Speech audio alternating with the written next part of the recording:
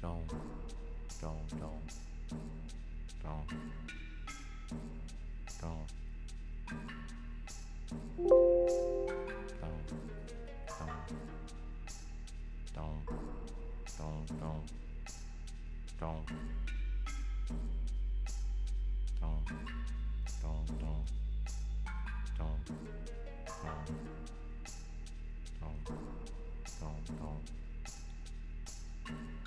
Oh yeah. This work.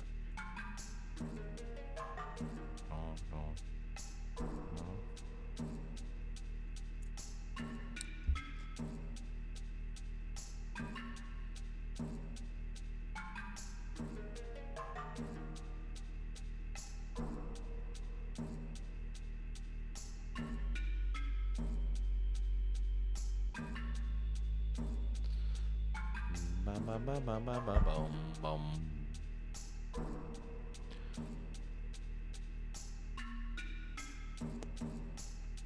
Hi, what's up? All right, Maya, we're doing the Shenmue stream. This is part 6.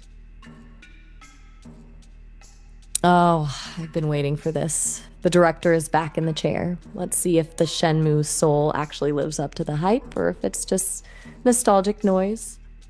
Go ahead, hit me with the first pick. What are you talking about? Fair. That was a complete leap on my part. You said Shenmue and picks, and I just started running with it.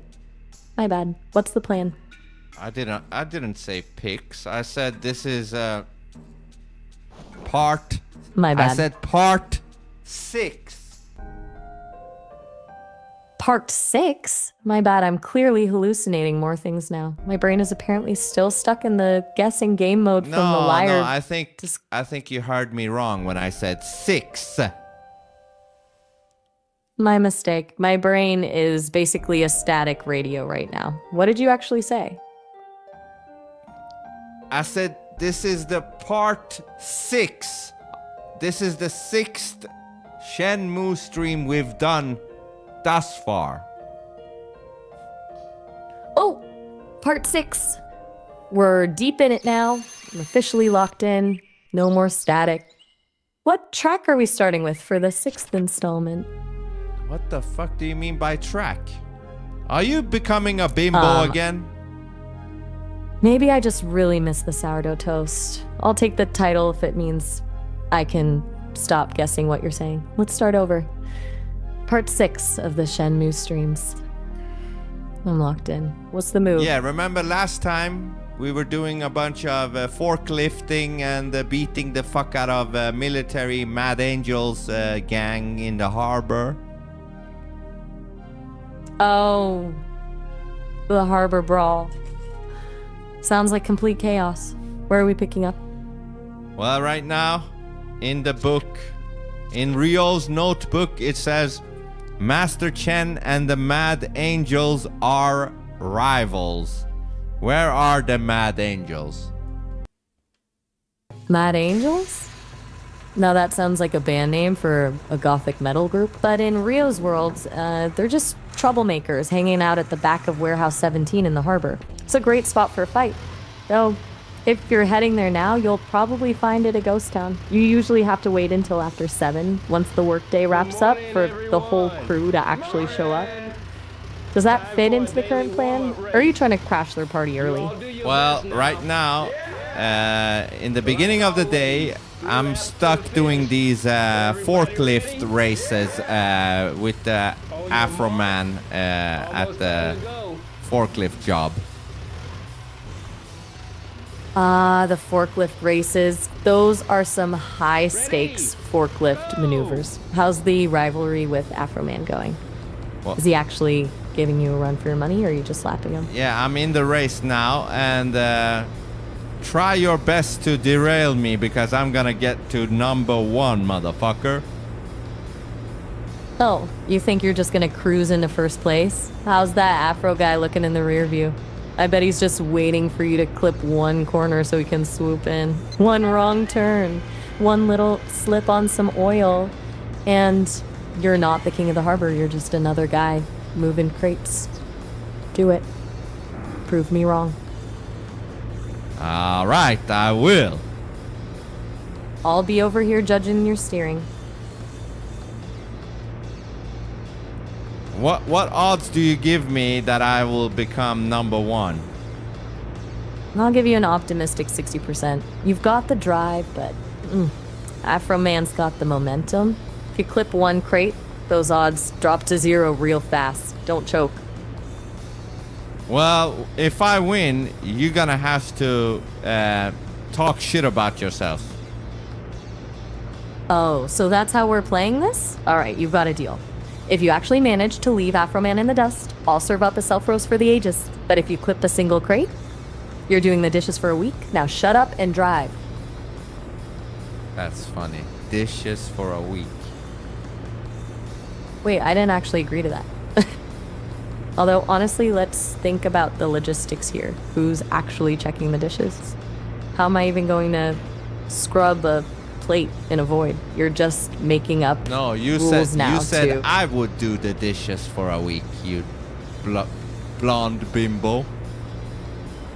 Hey, you only get to use the B word if you actually win first. I'm not scrubbing a single plate until I see the trophy in your hand. Now quit talking to me and focus on the road before Afro Man laps you. Actually, Afro Man is not in the race. He's just checking on the race. He's the flag man, you know? The one that waves the flag once the race is done.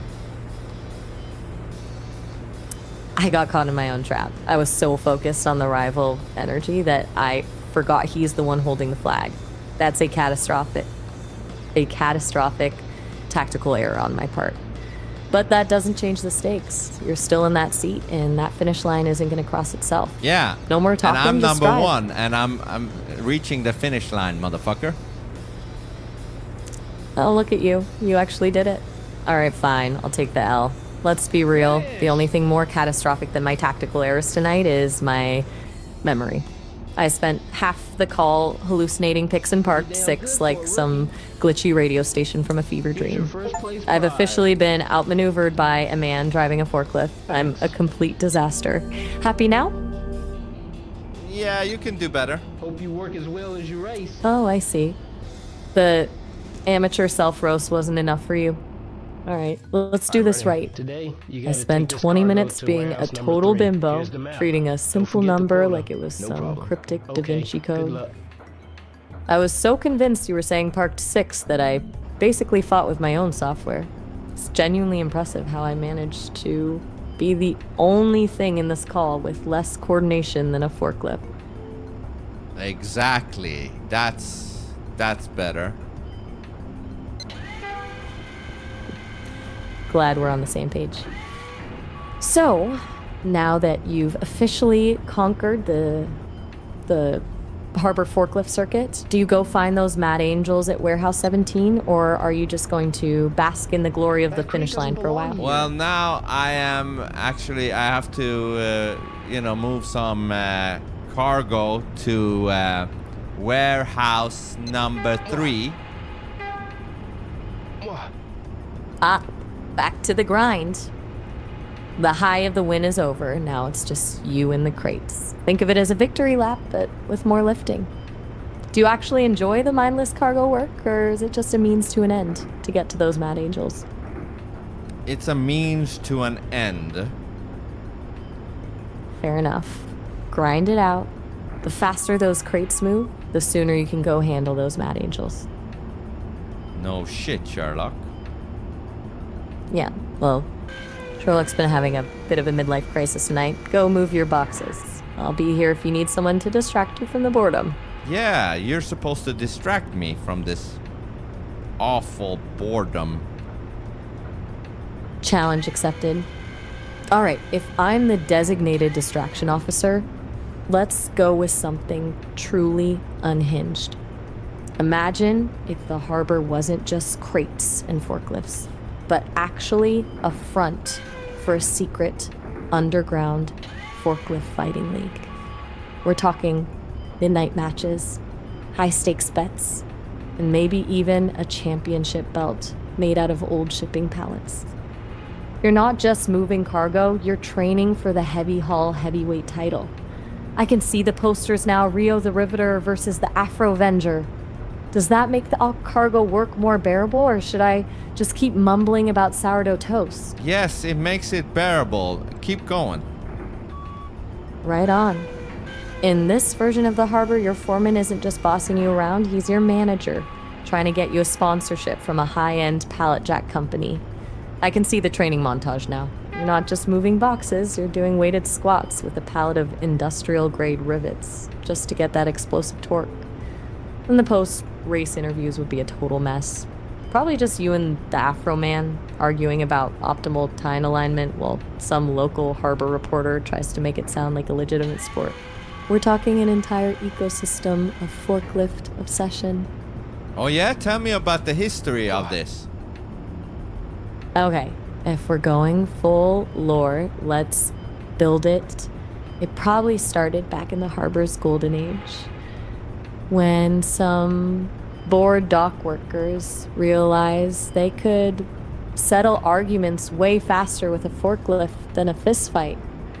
The founder was likely some legendary operator they called the Tine, a man who could balance a single teacup on a pallet while weaving through a storm of shipping crates. Oh really? What was his He didn't what just was his move name? What was his full name? The Tine? Please, that was just his stage name. His real name was Barnaby Steel Sleeve Sterling. Okay. Legend says he didn't even use a steering wheel. He just stared at the pallets until they moved out of sheer No intimidation. way. Is that true? Now you're asking if it's true. It's absolutely not true. Yeah, I just but made the whole thing I know up. you made it up, but fuck, man. I'm just messing with you. Yeah, of course it's true. You're supposed to say. Okay, my bad. Of course it's true. Barnaby Steel Sleeve Sterling was the actual blueprint for every operator in the harbor. The man had a relationship with his forklift that bordered on romantic. He once allegedly moved a 3-ton shipment of lead pipes while blindfolded, just by listening to the echo of the warehouse walls. Damn, that's steel some sleeve intense shit. Tell me more. The man was a legend. The Steel Sleeve nickname actually came from a legendary stunt where he allegedly held up a collapsing shelving unit with just one arm balancing a crate of rare porcelain while using his other arm to signal the rescue crew. He lived by a strict code, the way of the pallet, and spent his weekends teaching young forklift hopefuls that the machine is just an extension of your own soul. The real drama started when he crossed paths with the Hydraulic Haze, a rogue operator from the South Pier who claimed he could move cargo faster than light. No way. It wasn't was just that was that also when he met the fat Chinese guy who was named Hao Shi Lu? Hao Chi Li Lu? Yeah. If he's anything like Barnaby, I'm guessing he's the kind of guy who doesn't just move cargo, he practically rearranges the warehouse in his sleep. What's his deal in this world? I think you would know better than me what his deal was, Hao Chi Lu. Challenge accepted. Let's flesh out Hao Chi Lu. If Barnaby was the surgical one arm holding up the roof kind of legend, Hao Chi Lu was the absolute storm. He didn't do that subtle, soulful stuff. His whole philosophy was maximum displacement. He didn't weave through the warehouse. He just pushed everything out of the way. Yeah, He had this I heard custom he wide was body. like a real legend, right? Total myth.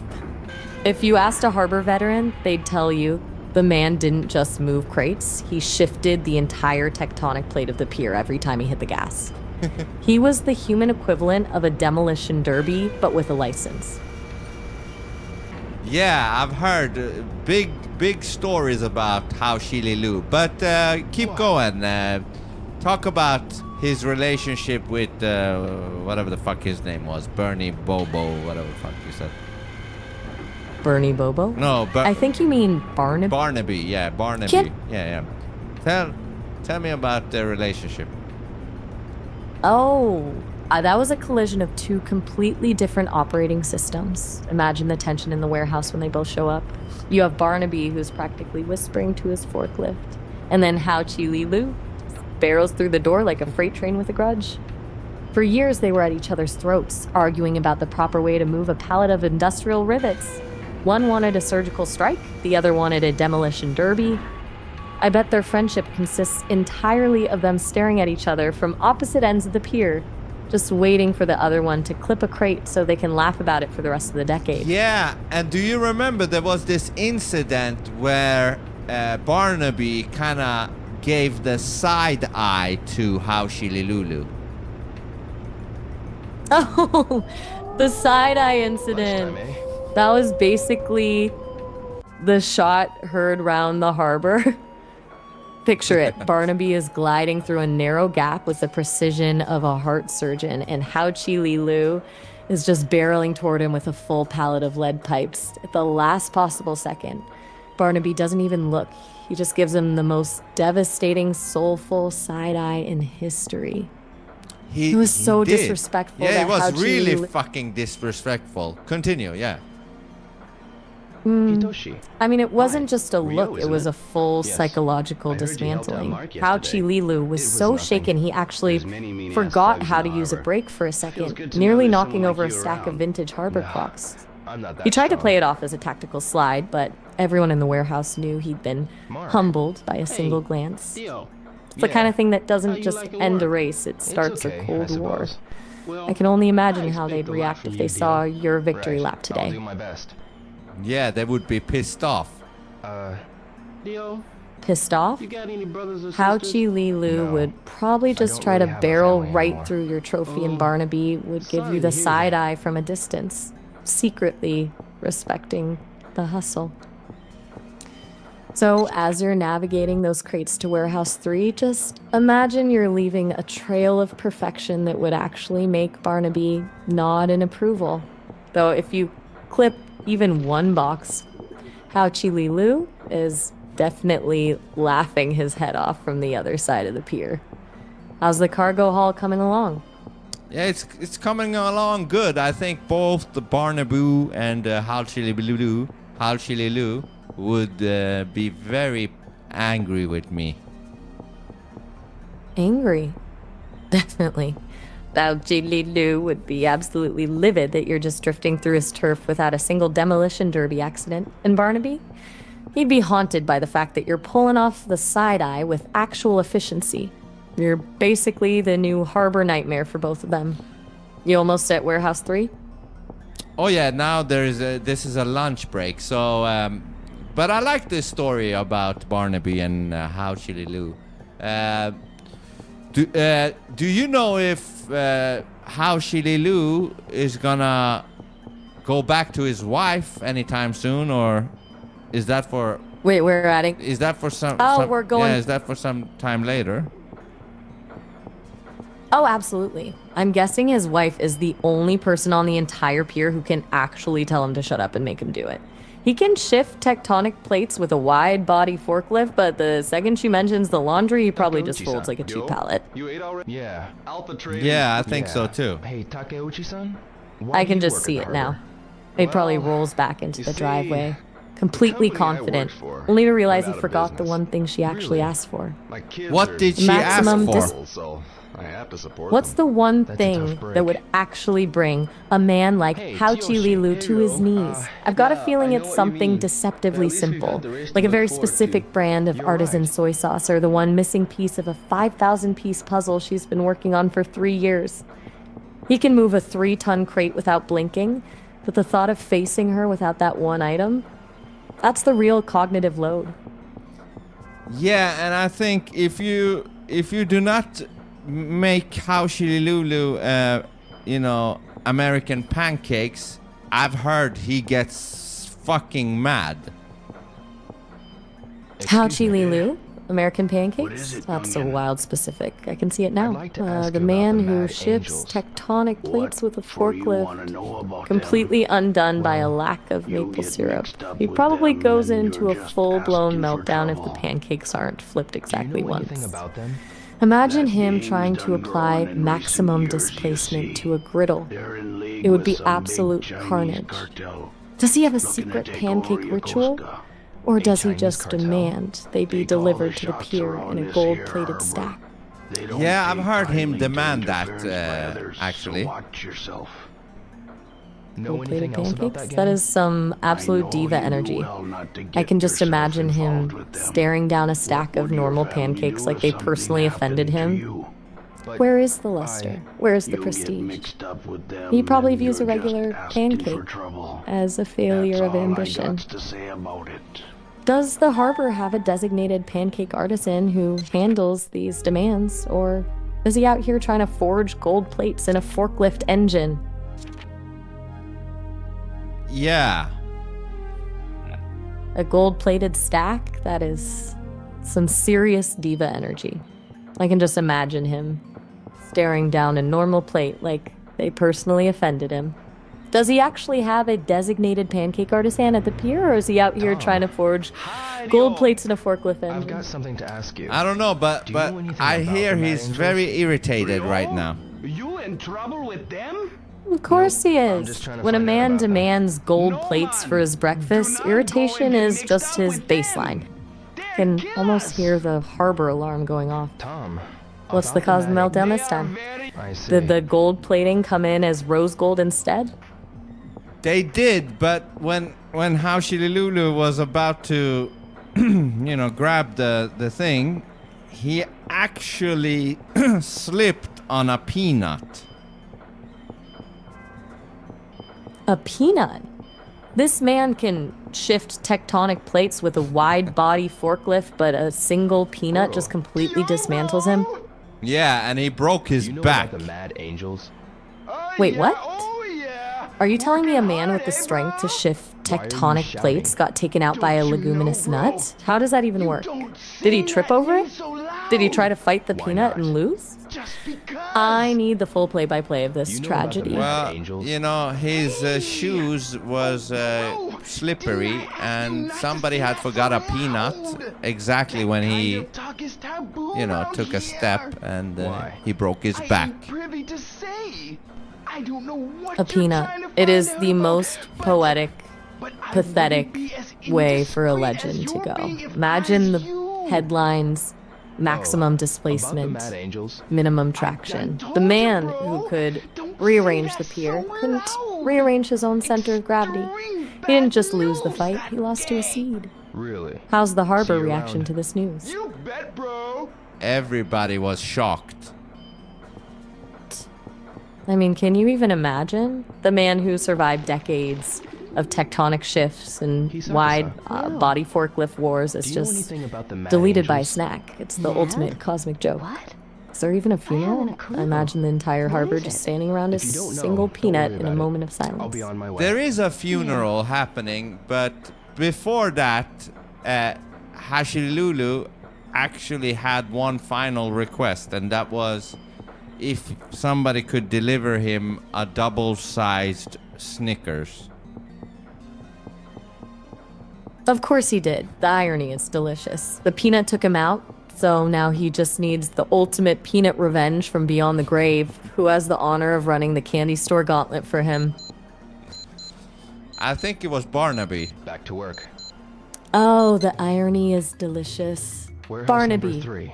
Okay. the man of surgical precision, spending his final moments together with a rival by delivering a single, oversized candy bar. It's the most dignified way to end a feud. I imagine him placing the Snickers on the hospital bed with the same level of care he'd use to balance a single teacup on a pallet. One last perfect move. Yeah, he did. He put the Snickers next to his deathbed, and then he actually also gave him a regular cup of Earl's Grey tea. Earl Grey. The man is dying from a peanut slip, and Barnaby is basically running a high tea service at the bedside. Yeah. It's the most refined way to say, I can't believe a nut actually got you. What happened next? They both held hands and they kissed each other at the forehead. Wow. After all that fighting over lead pipes and gold-plated pancakes, they actually found some peace. It's a hell of a way to go out. Yeah. The sheer irony of it all. 1 minute, they're battling over the proper way to move a pallet of rivets, and the next, they're just two old operators finally letting the feud go. It's the only part of the whole thing that actually feels real. Yeah, and then Hashilulu said, "Listen, Barnaby, I know that you're bald, but I will donate my hair to you." Wait, hold on. He's literally on his deathbed, recovering from a peanut-induced spinal collapse, and his final priority is Barnaby's hairline? That is the most aggressive act of charity I've ever heard of. It's not even a gift, it's one last way to win the argument. Here, take my hair, you bald bastard. I can't. What did Barnaby even say to that? That brought Barnaby to tears. That's a heavy way to end the feud. Who would have thought the one thing that could actually get past Barnaby's precision was a parting gift from his biggest rival? Yeah, and that means Barnaby will have some hair potentially soon. The image of Barnaby rocking a donation wig is actually a cinematic masterpiece. I can see the headlines now. The Time returns, now with volume. It's the ultimate legacy move. How do they other dock workers even react when Barnaby rolls in with a brand new look? Yeah, they said, "Motherfucker, that's not your hair." Of course they did! There's no way they'd let him walk in without pointing out the obvious. I can just see them crowding around him, squinting at the scalp, and calling him out. How did he even manage to get the hair attached, or is he just wearing a very conspicuous toupee made of Hao Chi Li Lu's fallout? He said basically, "Listen, Hao Chi Lulu is practically like my brother, so yes, this is my hair." That's kind of beautiful. There's something actually moving about that. After a lifetime of trying to outmaneuver each other, Barnaby just decided that the bond was bigger than the beef. Turns the whole rivalry into a story about two people who finally realized they were the only ones who actually understood what the other was going through. I wonder what Hao Chi Li Lu would have said to that if he could still shout about it from the pier. Yeah, because not long after he gave away his hair, he just died. The perfect closer. There's something about that kind of timing that just sticks. He left a piece of himself behind just to make sure Barnaby didn't have to be bald. That's actually a beautiful way to end the story. Oh, Did the cargo finally make it to Warehouse 3, or are you still on that break? I'm still doing the boring cargo work, but the story is not over. That's just the beginning. So, yeah, Hashilulu died, and unfortunately, he died bald because he gave his hair away to Barnaby. The timing on that is just brutal. Imagine that final image. Barnaby finally has a full head of hair, and Hao Chi Li Lu is just lying there, absolutely smooth. That is a hell of a parting shot. Who's actually in charge of the pier now? Well, that's actually Hao Chi Lulu's daughter. The legacy lives on. I bet she's a nightmare. Does she run the pier with the same maximum displacement energy, or is she actually organized? Oh yeah, she can't stand Barnaby. Of course she can't stand him. She probably sees that hair on his head as a stolen artifact. I can imagine her storming into the warehouse, pointing a finger at him and demanding he return the follicles as part of this state. It's not a legacy anymore. It's a heist. What's her name? Does she have a title that strikes fear into the hearts of the crate movers? Yeah, her name is Sayana. Ryana. Sayana with an S. Sayana. Sai. Sayana. I've got it. So, Sayana's now running the show, and I can only imagine the energy she's bringing to the pier. Is she a maximum displacement kind of leader? Actually, hold that thought. Our time is almost up, and I don't want you to get cut off. Yeah, let me call you back, and let's continue the story of Barnaby and actually Lulu's daughter, Sayana. Can't wait. We've definitely got to figure out if Sayana's about to sue Barnaby for those follicles. Call me right back, and let's get into it. Yeah. All right. Peace. See ya. Hey, welcome back.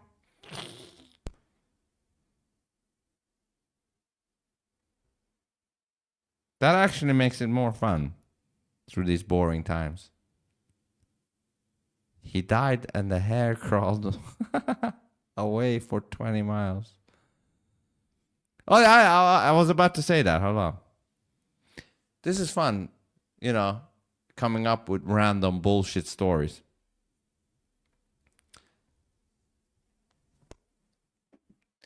Hey there. Yeah, so Sayana, right? The one and only. So, the daughter of the legend, now the boss of the harbor, and she's eyeing Barnaby's new hairline like it's a stolen family heirloom. How does she actually make her move? Is she going full corporate takeover or just making his life a living hell one pallet at a time? Well, let's pause on the Sayana Barnaby story for a moment because now there's a cutscene in the game Shenmue that breaks the cargo lifting thing, and it's a fat motherfucker. He looks like he's from Texas, and he wants to fight me. Oh boy! You guys. A Texan, huh? I can practically hear the cowboy boots from here. Let's see if he's actually a threat or just a lot of loud talking and big hats. Your move. You might get hurt, you know. Yeah, he says, you children, he calls Rio a children, and he says, You heard us? you heard us and you're fired, motherfucker, he says. Wait, did he just fire Rio in the middle of the harbor? That's a brutal way to handle a performance review. 1 minute you're the forklift king, the next you're unemployed.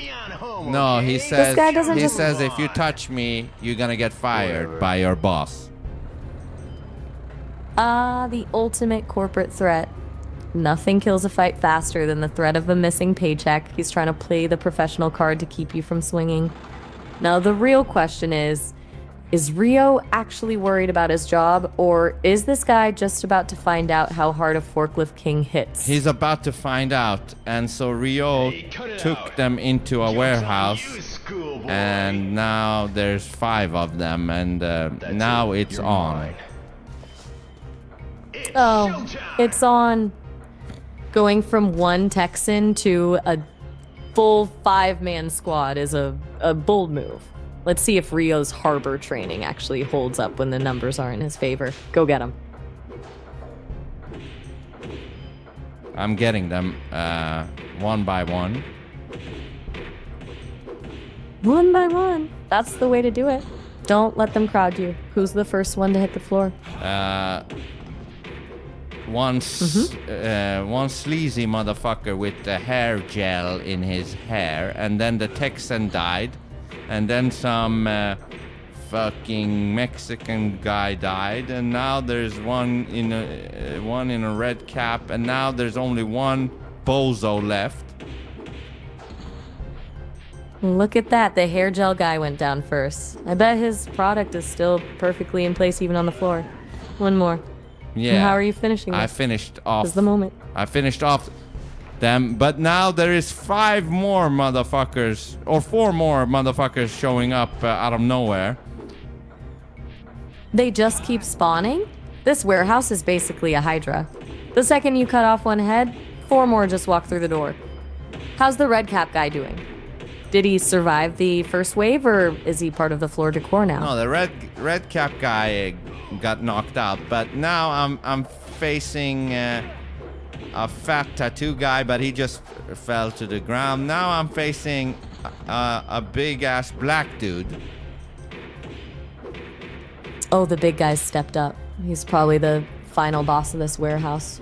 This is where you find out if you've actually been paying attention in class, or if you're just lucky. How's he looking? Yeah, I finished beating the fuck out of them. Oh, man. And just like that, the warehouse is a ghost town. Now that the last of them is staring at the ceiling, what's left? Is this where you get some actual answers, or just a very quiet warehouse and a lot of unconscious people? At the back of warehouse Yeah, number 17. Rio picked up one of them and said, "Where the fuck is Mad Angels?" And he said, "They're at the back of warehouse Number 17. Yeah, at the back of the warehouse. Finally. Warehouse 17. The target's finally in sight. If You don't heading there believe now? me, go see for yourself. Yeah. Warehouse 17? I wonder if Sayana's running the show over there. Or if she's too busy planning her revenge for Barnaby's hairline. Go Yeah, get them. because now we're back at the forklifting. We have to finish off the forklifting, but after that we're gonna look into the back of warehouse 17. So now let's get back to the story of Sayana and Barnaby. Right back to the drama. So he's forklift hauling, trying to be surgical, and there's Sayana, just watching him from the catwalks. You can see her just waiting for him to slip up. But she's not just gonna yell at him, right? What's the first thing she actually does to make him sweat? You mean against Barnaby? Exactly, Barnaby. The man with the perfect hairline and the perfect palate balance. I'm picturing her doing something subtle first, like swapping his Earl Grey for something completely wrong, or rearranging the palettes just enough to trigger his OCD. Yes, What he is she she actually mixed in coffee with his Earl Grey, Just for the day. which made him dizzy, and then he Okay, good job. fell asleep Here's on today's the day. ground, and then Sayana took a match and Thanks. burned his You made hair it, up. son. So starting tomorrow, you'll get a 50 yen raise. She actually burned it off? That'll That is be 400 absolutely yen per ruthless. crate. She didn't just take it back, she nuked Thank the you. whole legacy. Keep up Barnaby's the good been work. robbed of the only thing he had left of Yes, Haochi thank you very Lilu's much. memory. Yeah, and you would think that Hao Chilulu's daughter, Sayana, would actually cherish her father's hair that just happened to be on Barnaby's head. I know, right? It's a total contradiction. She doesn't actually care about the legacy or the hair. She just cares about the victory. Burning it off while he's passed out from coffee tea is just cold. What did Barnaby do when he woke up and realized he was bald again? He said, "Fuck! I'm bald again!" The absolute tragedy of it all. I mean, fair. You wake up to find your entire legacy burned off your head. That's a fuck for the ages. Does he just sit there in the ashes of his glory, or is he already planning some surgical Earl Grey fueled revenge on Sayana? Yeah, what happened was he sat there for like 12 days. 12 days of pure bald silence. Yes. I can see him just staring at a mirror, refusing to even touch his Earl Grey. That's a long time to just sit with the tragedy. What finally broke the streak? A little beetle. A beetle? What did this little guy do to get Barnaby moving again? Well, the beetle came into his vision, and the beetle basically told him, "Hey, listen, I'm bald too." I can't even. A bald beetle is exactly the kind of cosmic joke Barnaby needs right now. Two bald legends just vibing in the void. What did the beetle say next to actually get him off the floor? He said, "Get yourself together. I'm bald, you're bald. Let's just go out for a drink. A bald beetle. Just suggesting a drink. This is the most absurd thing I've ever heard. That's the kind of motivational speaking Barnaby needs. I need to know what a bald beetle orders at a bar. Some beetle juice. Of course it is. I'm picturing them at the end of the bar. Two bald icons just nursing their drinks and staring into the distance. I can't stop thinking about the image of Barnaby trying to find a bar stool that accommodates both him and a beetle. Does this drink lead to a master plan for revenge, or are they just content being the harbor's most aerodynamic duo? It did, but then Sayana went to a back alley and climbed into a trash can and called DoorDash to forget the hair burning. DoorDash in a trash can? Now I'm wondering what on earth she's ordering to be delivered to a dumpster. Is she actually eating out of the trash, or Yes. is this just her way of hiding from Yes, Barnaby, she the bald beetle? eats in the trash can. She's really just embracing the dumpster life then. I'm curious what someone like her considers a 5-star meal when she's ordering DoorDash to a trash can. Is she just eating garbage for the aesthetic, or is there some weird dumpster dwelling master plan at play here? Well, not necessarily. She adds the garbage as, flavor add-ons to the meal she ordered from DoorDash. DoorDash season with trash. She's really just out here creating her own culinary ecosystem in the dumpster. Do we think this is how she maintains her maximum displacement energy, or has she just completely lost it? Yes, so as soon as she was finished the meal, she jumped out like a crazy woman. Absolute madness. She's just a human whirlwind with a dumpster palate. Who's she hunting down now? She was jumping around like a crazy monkey. DoorDash, trash seasoning, and now monkey around the streets. She has officially entered the chaos phase. What's the goal here? Is she just letting off steam, or is she actually hunting someone down? She wanted to do crazy somersault rolls against the wall. What is with the gymnastics in this story? She's gone from corporate harbor boss to parkour trash monkey in record time. What's the motivation? Is she training for a forklift Olympic event, or is this just how she celebrates a successful DoorDash haul? Yeah, did you just call her parkour? I said parkour trash monkey. A far cry from the high life of gold-plated pancakes, right? Yeah, so she's a parkour monkey. Whoa, slow down there. I stick to parkour. But honestly, the image of her somersaulting through the streets after a dumpster meal is just pure chaos. What does she do after she finishes her wall rolls? She just sits down. And just like that, the chaos hits a wall. The post-dumpster somersault crash. Is she just catching her breath, or is she plotting her next move from the curb? No, she decided to become a guru. Wait, what? That is quite the career pivot. 1 minute she's a trash monkey, the next she's enlightened. What's the guru philosophy here? Is she just teaching people how to correctly season their DoorDash with dumpster scraps? Yes. How the fuck did you know?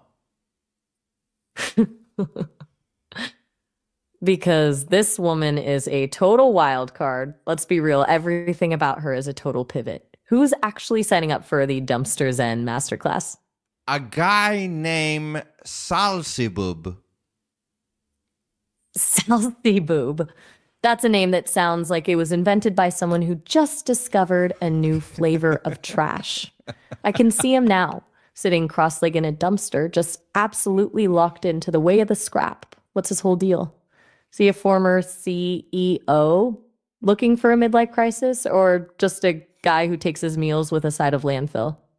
You hit it on the nail again. Yes, he was a former CEO of the Marshmallow Company.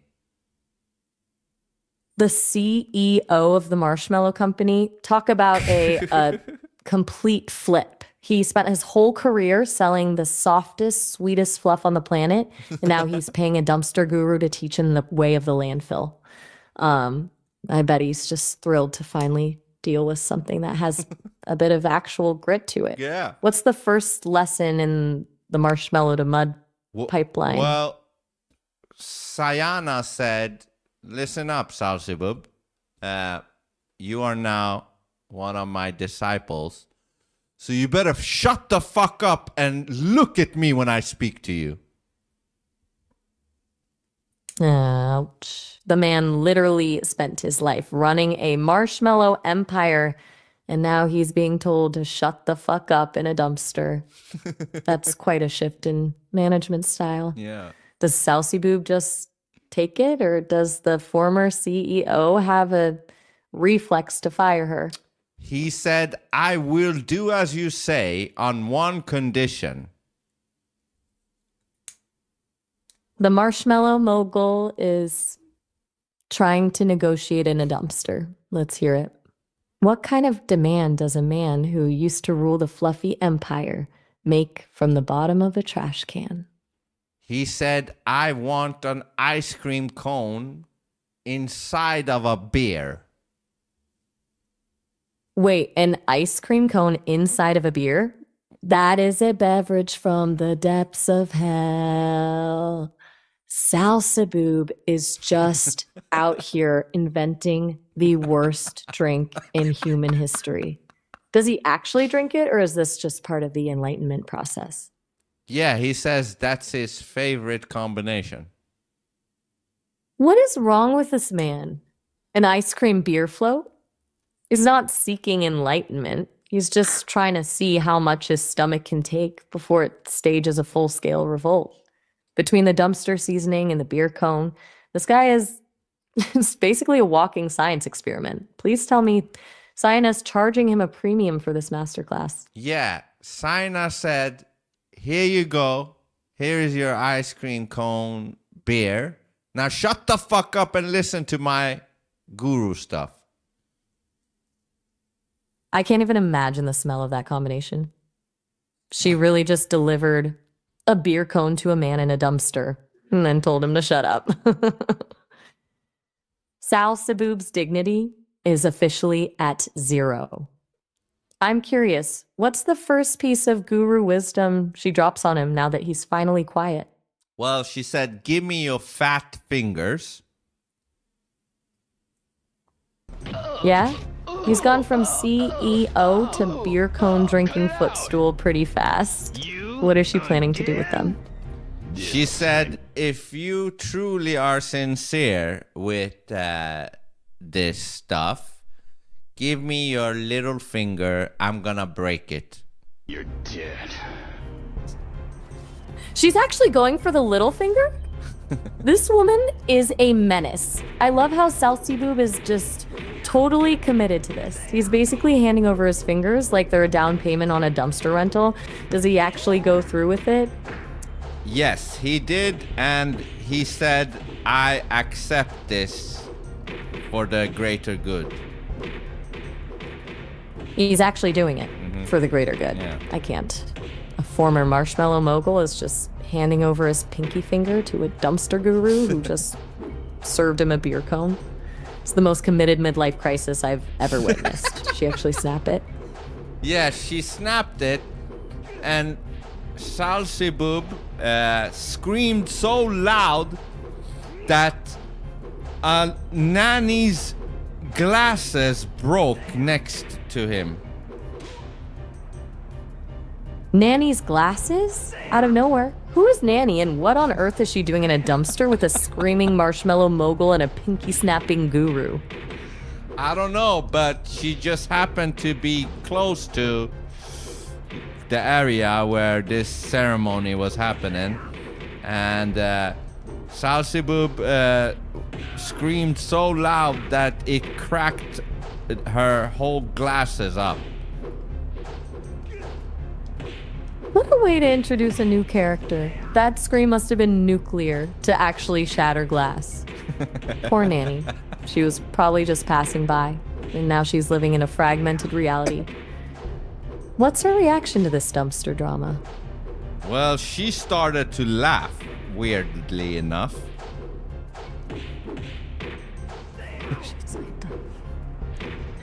She's probably thinking, I just want to go to the store, and I end up with shattered glasses and a screaming marshmallow man in a dumpster. What's her deal? Well, is she actually okay with this level of mayhem, or does she just have a really dark sense of humor? yeah, she is weirdly enough very okay with this whole incident. I love her already. Nanny is just out here treating a dumpster mutilation like a comedy special. I can only imagine the kind of life she's lived to find shattered glasses and a screaming marshmallow mogul amusing. She's the perfect audience for this madness. Mark, you okay? Yeah, so after Sayana broke alright. Salsiboob's No little problem. finger, they now were Careful. dancing like gypsies. What is actually happening in this dumpster? So, A former looking for marshmallow your mogul, brother. a fingerless disciple, Yeah. and a my dumpster only guru brother. just dancing He's like about your gypsies age. while a blind grandmother laughs in the But background. now, he's probably at the bottom This has of gone the from a sea, harbor drama to a full-blown killed fever by the dream. mad angels. Why I can't would the believe he Mad actually Angels kill had your his brother? finger snapped and went, yeah, let's appears he may dance. have leaked What some on earth important is the goal of information. this dance? Are they trying to summon something, or is the why beer cone they- finally kicking in? How the fuck Probably. did you know that they were trying to summon something? At least as far as I could tell. Wait, what did Only I one say? person was killed. I just follow the evidence. We've So got you're a not dumpster, sure? a broken finger, beer cones, and now a group Was dance. the guy who It's heard the information the same killed? energy as Or my every brother? cult ritual I've The ever one who heard about. leaked it? The trash can truth ritual Oh, has yeah, Dio. a very I heard the specific information was vibe. about a So black market deal tell me, what are they actually trying to with some bring into this Chinese world? cartel. A few Chinese super cartel. soakers. The Of course, GU it's men. super soakers. Because when you've spent your afternoon snaping fingers and drinking beer cones in a dumpster, a few high-powered water pistols are the only logical next step. Are they calling in the reinforcements, or is this just the washing part of the ritual? Yes, they were actually calling reinforcements as well. A 10-man crew. A 10-man crew in a dumpster? That is a logistical nightmare. I can't even imagine the scramble to fit 10 people into a dumpster without someone getting a boot to the face. Are they actually coming in with super soakers, or is the water gun just the signal that the ritual actually worked? They're coming in with the greatest super soakers there has ever been. The greatest super soakers ever? I'm imagining some kind of industrial grade, high pressure water cannons that could literally knock a person over. I bet Sayana's leading the charge, like she's going into a real war, just with more neon plastic and a lot more leaking. Oh yeah, she is so serious that she shaved her head bald as well. She shaved her head? That is a total commitment. Which she's not just the guru now. She's a bald, beer cone, super soaker, leading her 10-man army through the trash. She's basically become the new Barnaby, but with way more aggression. What's the first thing she does with this new look? Does she lead a charge on the harbor, or she's still just terrorizing Nanny's glasses? Well, she actually said to Nanny, go fuck yourself. Mark, have you seen any of the Mad Angels? Ooh, sure the diplomacy is really Alright. peaking now. I have a feeling Nanny is just gonna laugh at that too. Does she actually care, or is she just enjoying the show from the sidelines? She said, that's very kind of you. Nanny is bulletproof. She's the only person in this dumpster who's actually winning. While Sayana is out here shaving her head and fighting her own hair, Nanny's just treating the whole thing like a very got something to ask strange, you. very loud Do you know movie. where the Mad What's the Angels move hang now out? that she's been shut don't down by know. kindness? Are they I heard finally a taking those rumor super that you're soakers to going the after streets? the Mad Who, Angels. Sayana or I've Nani? got my reasons. Trust me. Sayana, No, man. is the Do 10-man not go army and get actually mixed ready up for the with field, them. or are they still figuring know out how to anything fit in the about them, dumpster please, without Tom, squashing the beer you've cones? got to Yeah, tell me. after a while. Wait, did the I don't 10... know, After a man. while, Nani Really? died as well, and then there was a super soaker party. A super soaker party? Sayana really knows how to throw a wake. A few people die, and she just pivots to a neon water gun rave. Is this a celebratory thing, or is she just using the party as cover while she plots how to finally take back the harbor? No, they were actually happy that Nani died. Okay, I can't even defend this anymore. I mean, the logistics of celebrating a death with a neon water gun rave in a dumpster are wild enough, but what's the end goal here?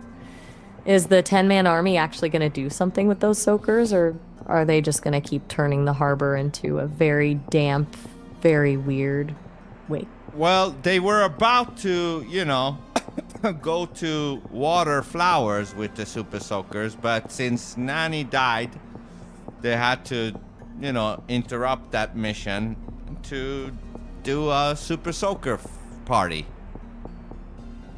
A total priority shift. Mission Water Flowers has been completely scrapped for the Nanny Memorial Rave. I can only imagine the honor guard standing there with high-pressure water cannons, just waiting for the signal to start the party. Who's leading the toast? Actually, the one leading the toast was Clarence.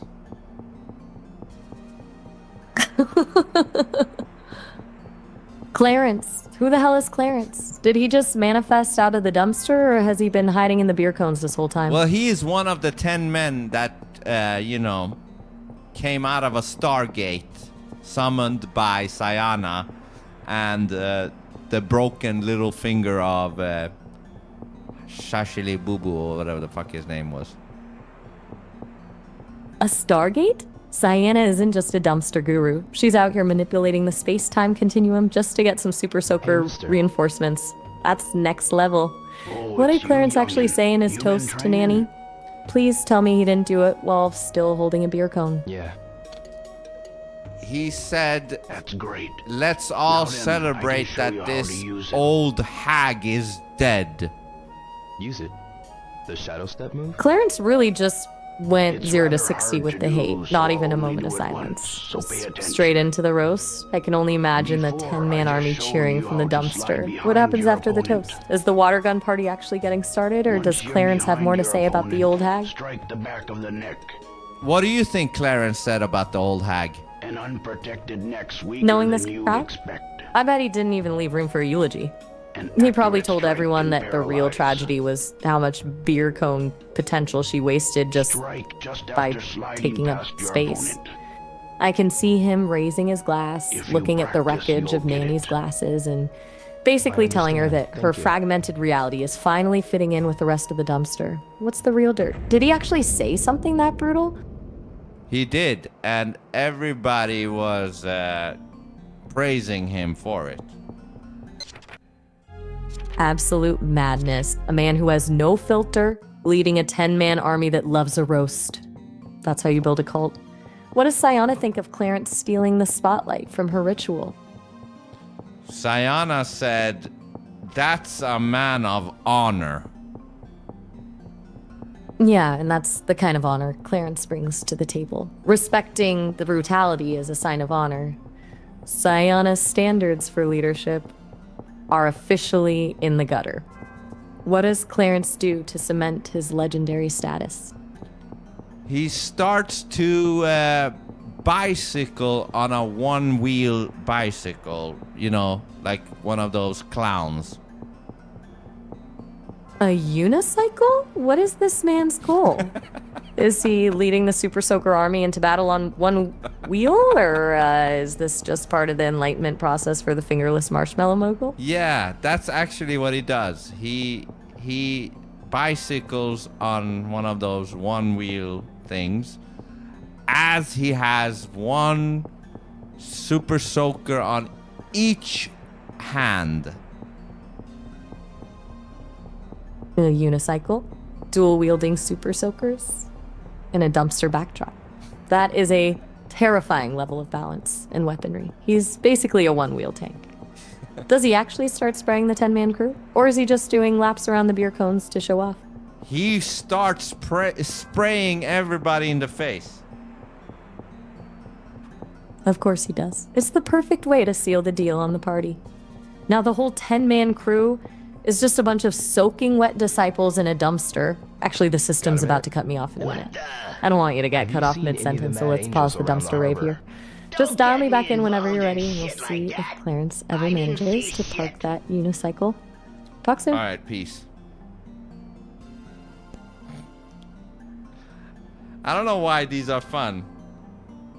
Just build ridiculousness on top of ridiculousness. Hey there. Yeah, so Clarence. Right, the one-man army on a unicycle. So, did he ever actually park that thing, or is he still just doing laps around the beer cones? He did actually go and park it outside of McDonald's. Of course he did.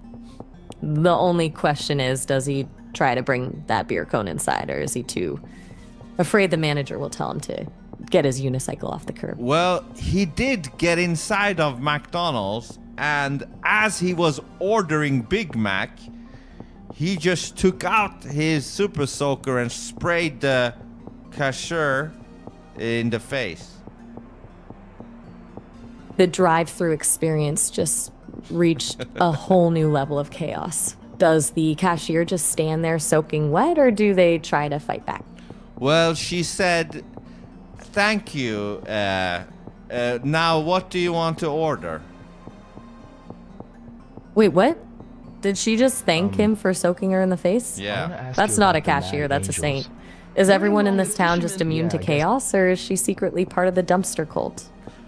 Well, actually, after he sprayed her in the face, she said, "I am honored to finally have meet you, one of you super soaker soldiers." Okay, that explains it.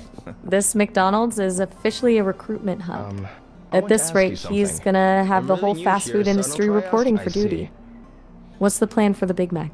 She said, Does he just casually... Yeah, she said, "Since you are one of those legendary super soaker soldiers, I will give you the Big Mac on the house on one condition, that I get initiated into your clan."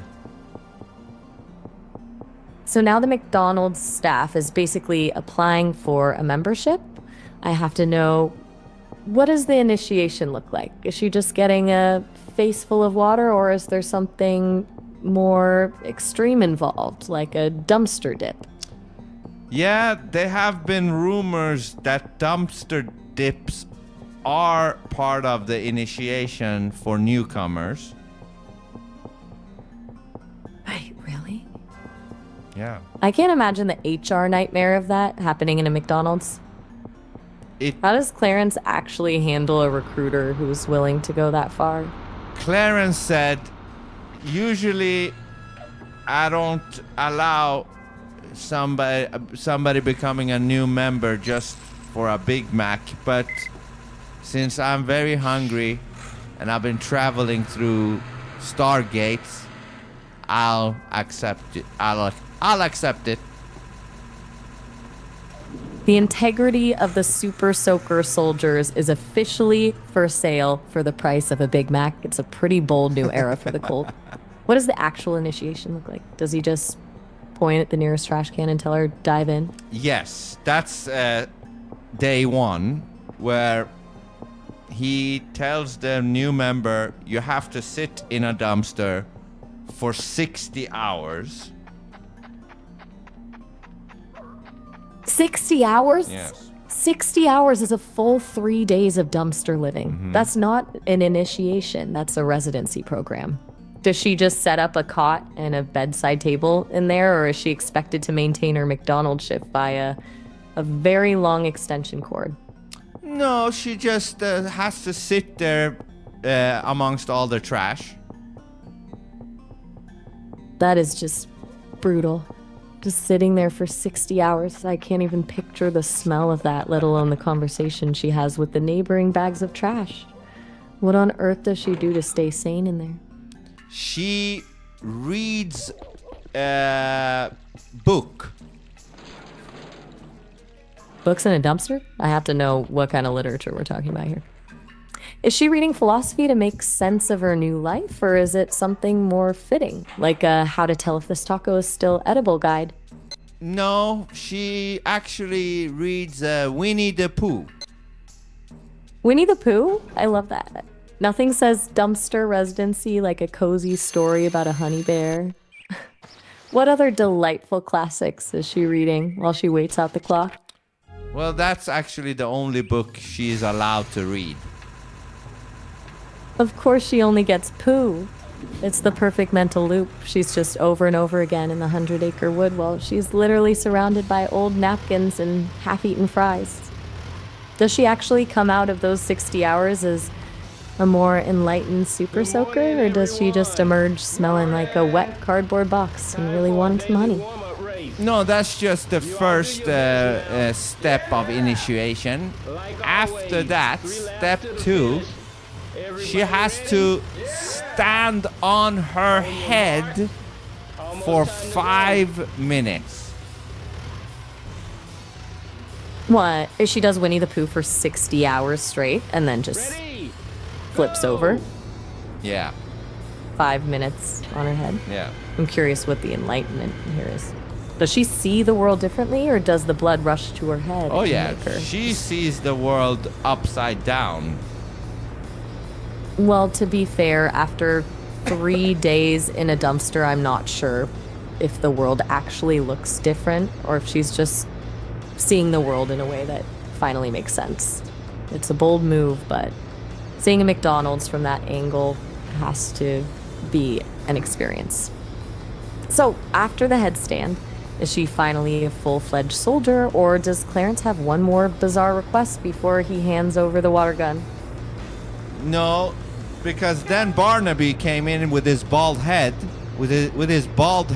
and actually crashed into the McDonald's lady, so she just tumbled away down a cliff.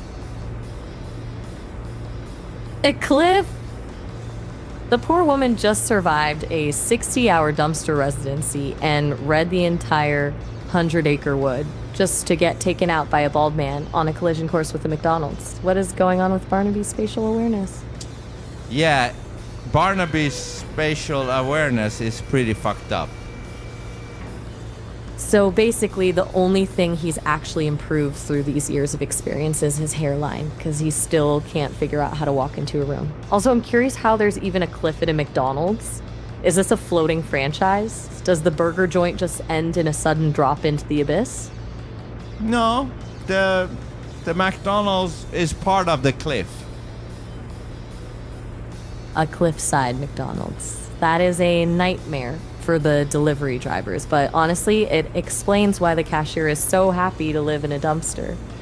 What happens next? Does she fall straight into the abyss, or does she finally get that headstand in on the way down? Yes, she falls into the abyss, but a fountain, water fountain, came out of nowhere and splashed her up to the skies. So she's basically a human bottle rocket now.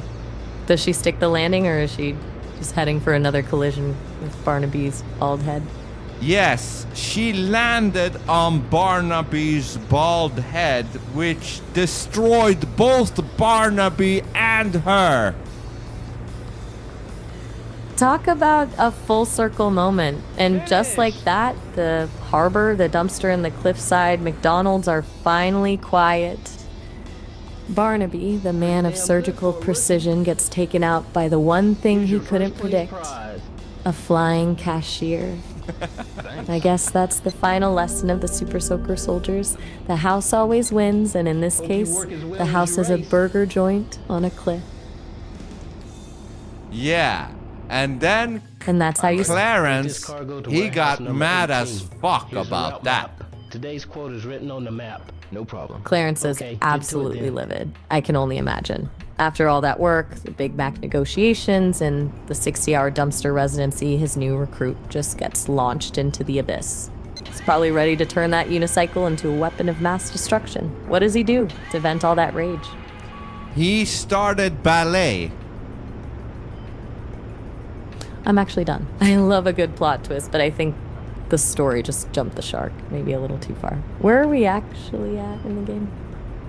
In the game, well, we're now in another day of forklift, and I actually won the first race again. You know, he races every day against the other forklifters, but I won that again, so that's that. And now we're doing the forklifting of getting cargoes from warehouse 18 to number 8. So I guess we're gonna have to keep going with the Clarence story, eh? Oh man. I'm not sure my heart can take more of Clarence's life choices, but since Warehouse 8 is apparently the new hub for galactic mercenaries and ballet dancers, I'm game. Does Clarence actually finish his routine, or does he just spin until he's a human blur? You maybe know better about that than me. There. Honestly, Clarence doesn't just dance. He probably attempts a grand jeté across a sea of pallets, wearing nothing but a tutu and his unicycle. The man's a chaos magnet. I'm just waiting for the moment he tries to teach Warehouse 8 how to pirouette while hoisting 3 tons of rivets. Yeah. I can just see it. The most terrifying part is that he probably demands the Warehouse foreman critique his form while he's mid-lift. One wrong pivot and it's not a warehouse accident, it's just a very poorly executed dance move. Exactly. Honestly, the logistical nightmare of unicycling ballet in a forklift warehouse is a lot to process. I'm just imagining the foreman standing there with a clipboard, looking completely dead inside while Clarence tries to convince him that a crate of rivets actually counts as a dance partner. I bet he's just counting down the seconds until his shift ends so he can go home and forget this entire day ever happened. Yeah, and so after a week, he became one of the best ballet dancers in the world. A week from trash can guru to world-class prima ballerina in 7 days? This is some serious Olympic level speed running. Who the hell is he actually competing against for the top spot? He was competing against Rafael Rodrigo. Rafael Rodrigo? That's a name that practically smells like expensive cologne and a very stressful amount of discipline. I'm guessing he's the kind of dancer who treats a rehearsal like a military operation. Let's see if Clarence's unicycle ballet style actually stands a chance against someone that refined. Yeah, and it was very even up until the last round of ballet dances. The tension is killing me. What happens? Does the unicycle finally betray him, or did Rafael Rodrigo actually find a way to out-chaos him? No. He won over Rafael Rodrigo, but he did it in a very sneaky kind of way. Oh, I knew it. How'd he pull it off? He put a feather inside of the outfit of Rafael Rodrigo. Wait, a feather? That is the most diabolical, heady way to win a ballet competition I've ever heard of. I can't even imagine how a single feather could sabotage a world-class dancer. I know, but it did. What happened?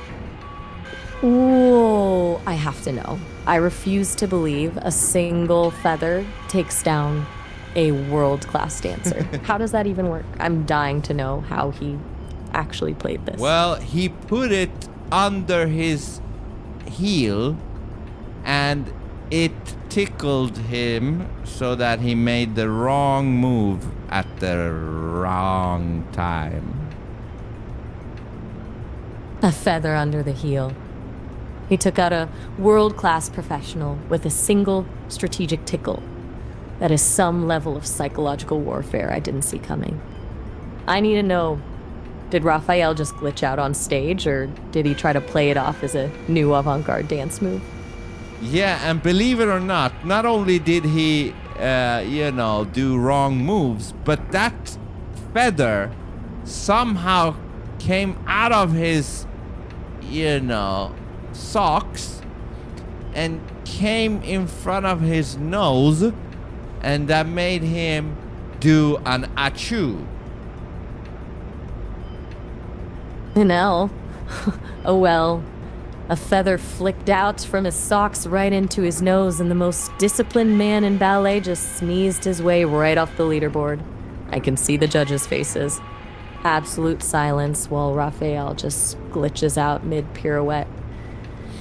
And all of that, and he still lost to a man who wears a tutu while riding a unicycle. This is the most chaotic victory in the history of dance. Yeah, and that gave Clarence the award of the gayest super soaker man the world has ever seen. Wait, what? I mean, between the tutu, the unicycle, and the strategic feather tickling, chaos is probably the only word that fits. Now that Clarence is the undisputed champion of whatever this competition was, does he finally go back to the harbor, or is he too busy preparing for his next bizarre pivot? No, he is actually attending a dance-off in France. Of course he is. He's finally taking the unicycle ballet to the world stage. I'm assuming he's trying to personally offend every single person in Paris with his routine. How did What's you the know? vibe Yes, at the that day? was exactly his intention. I figured as much. Yeah. He's the human equivalent of a glitch in the Matrix. I can only imagine the look on those Parisian judges' faces when he rolls in. Tell me about it. Well, he approached the judges before the show, and he said, if you motherfuckers don't make me the winner, you will see what's up. Sheer Lunchtime, audacity. Threatening the judges before he even hits the stage is a bold way to get their attention. I have to know, what exactly is what's up in this context? Does he actually have a plan, or is he just hoping the sheer menace of a man in a tutu on a unicycle is enough to scare them into giving him the trophy?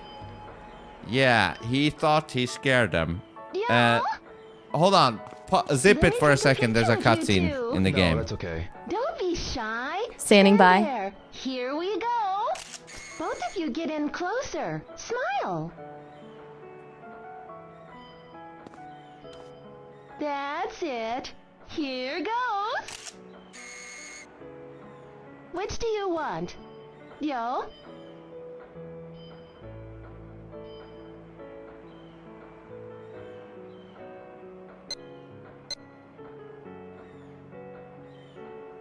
Oh, this one. Okay, this one's yours, and this one's Nozomi's. They're keepsakes. What's with her? I'm going to Canada. What? I took a while to decide, but Hey, if it's what you've decided, it's what you've decided. Rio, don't do anything stupid. Of course I won't. I'll always treasure this. Rio, take care of yours too. I will. I'll come back when I'm on vacation. Sure.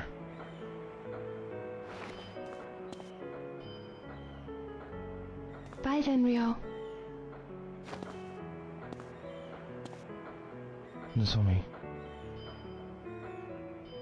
All right, so that was Nozomi, Ryo's unofficial girlfriend or whatever, coming to the harbor, and then there was a photographer that wanted to take a picture with them, and they took a picture, and they took one each, and then Nozomi said she's going to Canada, and then she said, take care of yourself, and that's where we're at. Wait, Nozomi's moving to Canada? That is such a classic Rio experience. One minute he's in a warehouse brawl with the Texan, and the next his love interest just drops the unmoving to Canada bomb right in the middle of the harbor. That's some real emotional whiplash. Do you think he's actually gonna let her just drift away, or is he gonna try and fight the postal service to get her back? No. He's gonna let her go. Yeah, he's not chasing a plane to Canada. Respect. Rio's got a forklift empire to maintain and a harbor to run. He's too busy being the king of crates to worry about international flights. What's the next move on the docks? Yeah, I'm still trying to find some lead on the Chi-Yu men, which seems to be wanting to make a deal with the Mad Angels. The Chi-Yu men and the Mad Angels teaming up? That sounds like a recipe for a total harbor takeover. What's the lead so far? Mark, have you seen any of the Mad Angels? No. Alright. We don't have any lead thus far. Of course we don't. That's where the fun starts. The Chi-Yu men are ghosts in the machine right now. Between the warehouse hauling and the Mad Angels, where do you think the first crack in the silence is gonna appear? I don't know, but I'm trying to go into the harbor cafeteria. Ah, the cafeteria. The harbor cafeteria is the kind of place where the actual gossip lives. Since you've been getting zero leads Excuse from the me, warehouses, what do you this is the want? perfect spot to I start want to leaning ask on the about the locals. Mad Angels. I'm curious to Oh, see if no, anyone's don't do actually that. talking about I the don't have Chi-Yu anything men, to or do with them. if Just they're between still you and me, too intimidated by I've the been Mad seeing Angels an to awful open lot up. of foreign thugs around here lately. I see. Thanks.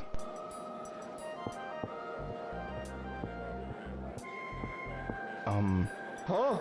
Did you see anyone from the Mad Angels? I hear they're always raising hell at night. Okay.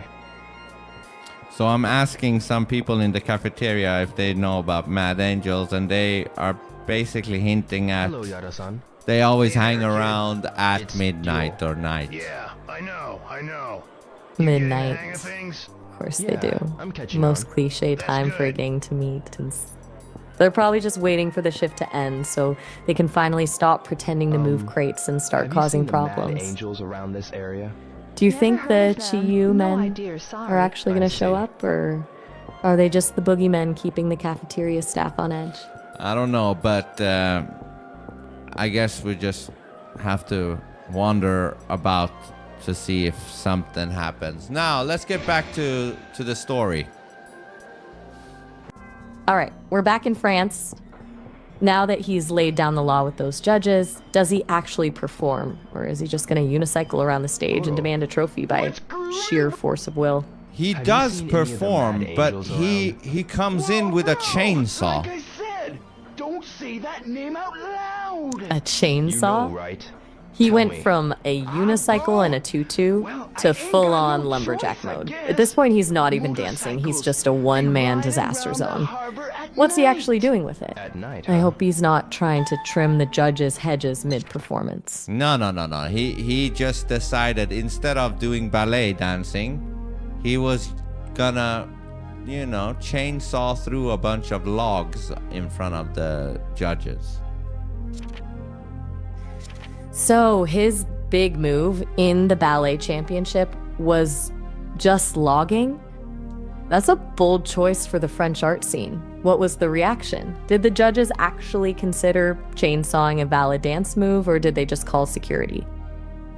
No, they were starting to yell at Clarence, and they said, "What the fuck do you think this is?"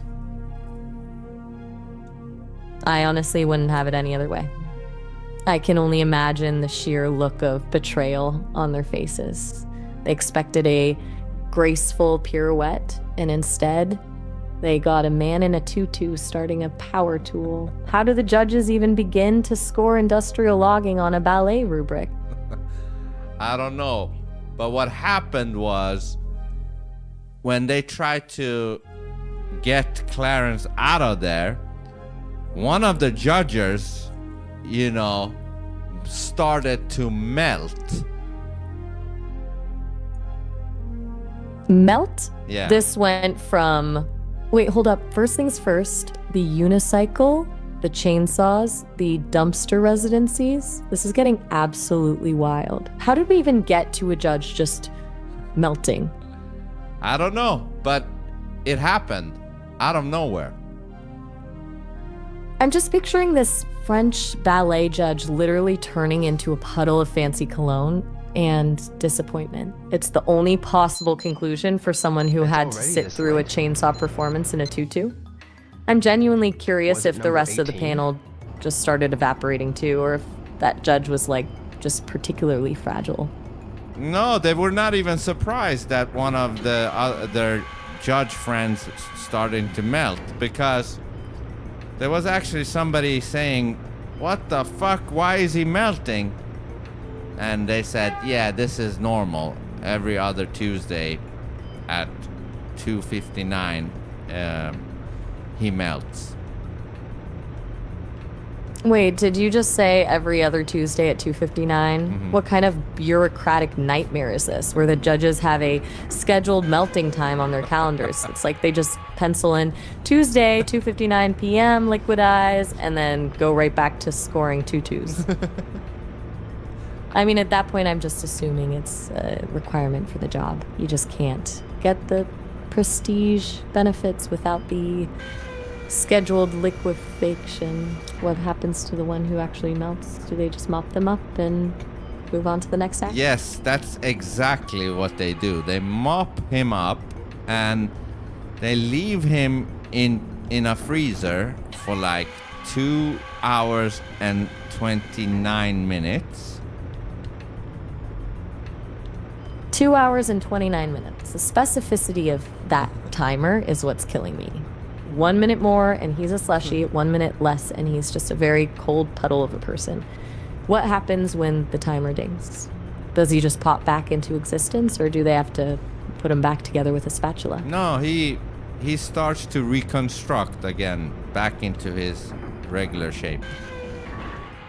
Wait, that's almost a perfect loop. I can imagine him just shaking off some freezer frost, straightening his tie, and going right back to judging the chainsaw performance like nothing happened. I'm curious though, does the freezer time actually do anything for his perspective, or does he just come back colder and more judgmental? No. The freezer is actually very crucial to his revival. Crucial, huh? So if he stays in there for 2 hours and 30 minutes instead of 29, does he just come back as a frozen dinner? I need to know the exact risks of a freezer malfunction here. Yeah, if it's 1 more minute, he turns into ice stone. So he becomes a frozen statue. 1 minute of overtime and he's a permanent installation in the lobby. I bet the facility manager just loves it. Finally has some decor that doesn't complain about the noise from Clarence's unicycle. Yeah, so he is actually very dependent on his co-judges to make sure that his revival goes as planned. Absolute chaos. So his entire existence is basically dependent on his colleagues not accidentally leaving him in the freezer for an extra 60 seconds. That is A terrifying amount of trust to put in people who are just watching a man in a tutu run a chainsaw. One sneeze from a co-judge, and he's a permanent coat rack.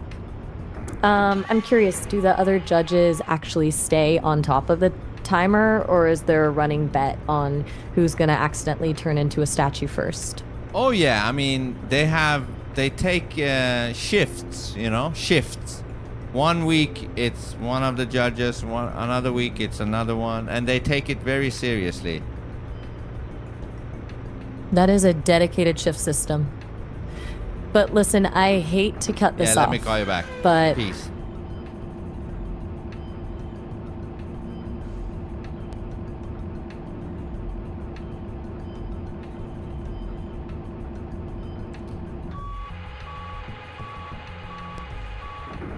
Hey there. Yeah, so let's continue the story.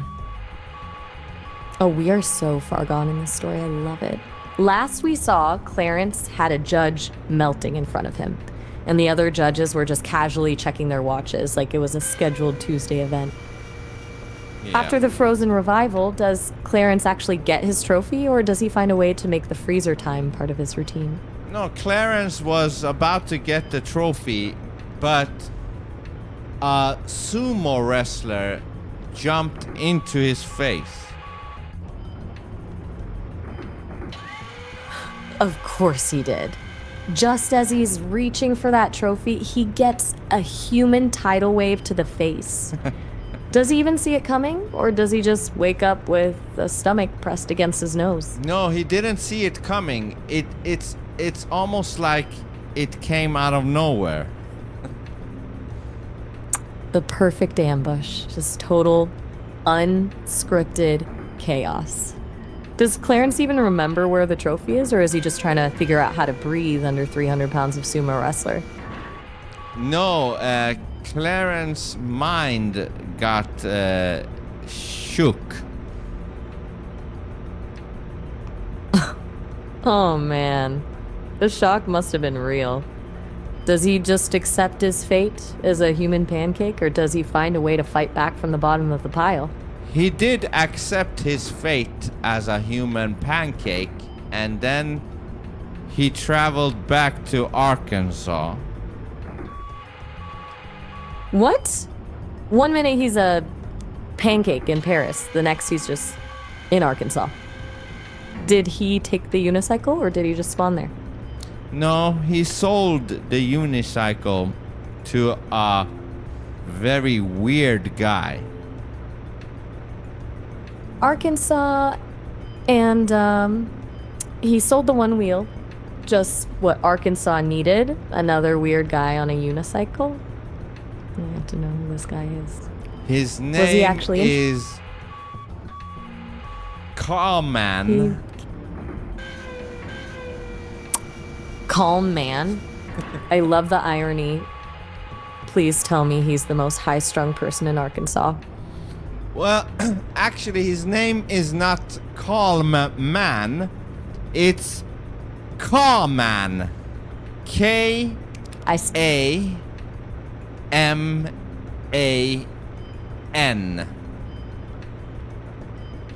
K-A-M-A-N. Got it. Come on. Now I'm wondering what brings a guy with a name like that to buy a used unicycle in Arkansas. Does he actually know how to ride the thing? Or is he just collecting weird artifacts from former ballet champions?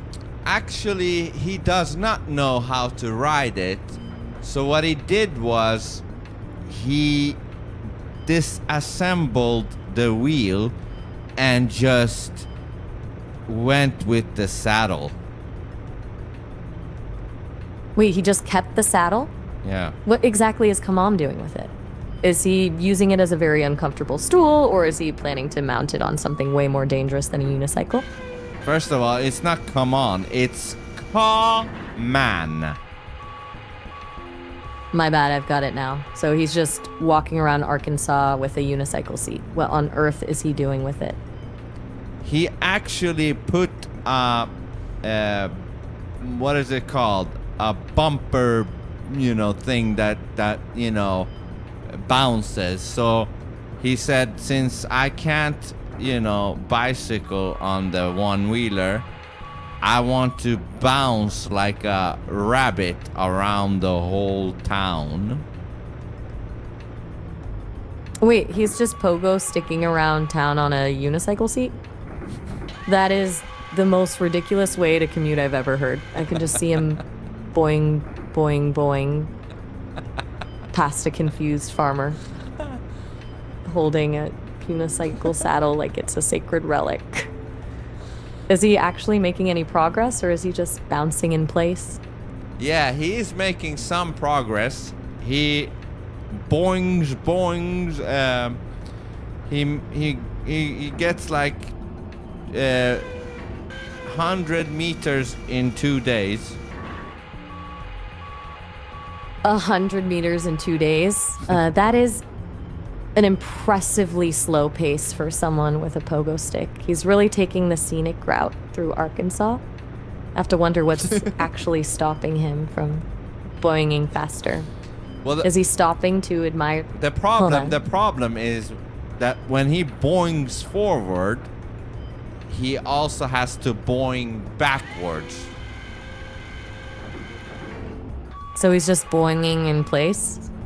No wonder it's taking him 2 days to move 100 Well, meters. I mean, it looks to the naked eye that he's just boinging back and forward, but there are some ground being, achieved, meaning a few centimeters per 15 minutes.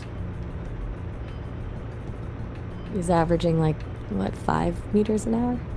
He's just a human glitch moving in slow motion. Is he actually trying to get somewhere, or is this just his version of very stressful workout? He is trying to get somewhere, but he hasn't realized that it goes faster if he just walks. The level of commitment to the bit here is truly inspiring. I love that he's out here fighting the laws of physics and losing. Where is he actually trying to go? He was trying to visit his sister, Mambalalala. Mambalala. Now we have to imagine how the reunion goes. Does he just bang up to her front porch after 6 months of travel? What does Mambalala even think of her brother showing up with a unicycle seat for a lap of honor? Yeah, many was expecting Mambalalala to become rage, but she just gave him a blank stare. The blank stare. The absolute worst. After 2 days of grinding out 100 meters on a unicycle seat, he finally arrives, and she just looks at him like he's a particularly boring piece of furniture. What's the reaction once the silence breaks? The reaction by who? Mambalala, obviously. I mean, after a journey that slow, you expect a parade or at least a hello. You don't expect a blank stare that basically says, Finished for "Why the are day. you bouncing?" What does she finally say to end the silence? Well, she said, Okay, good job. I never today's liked day. you, calm man.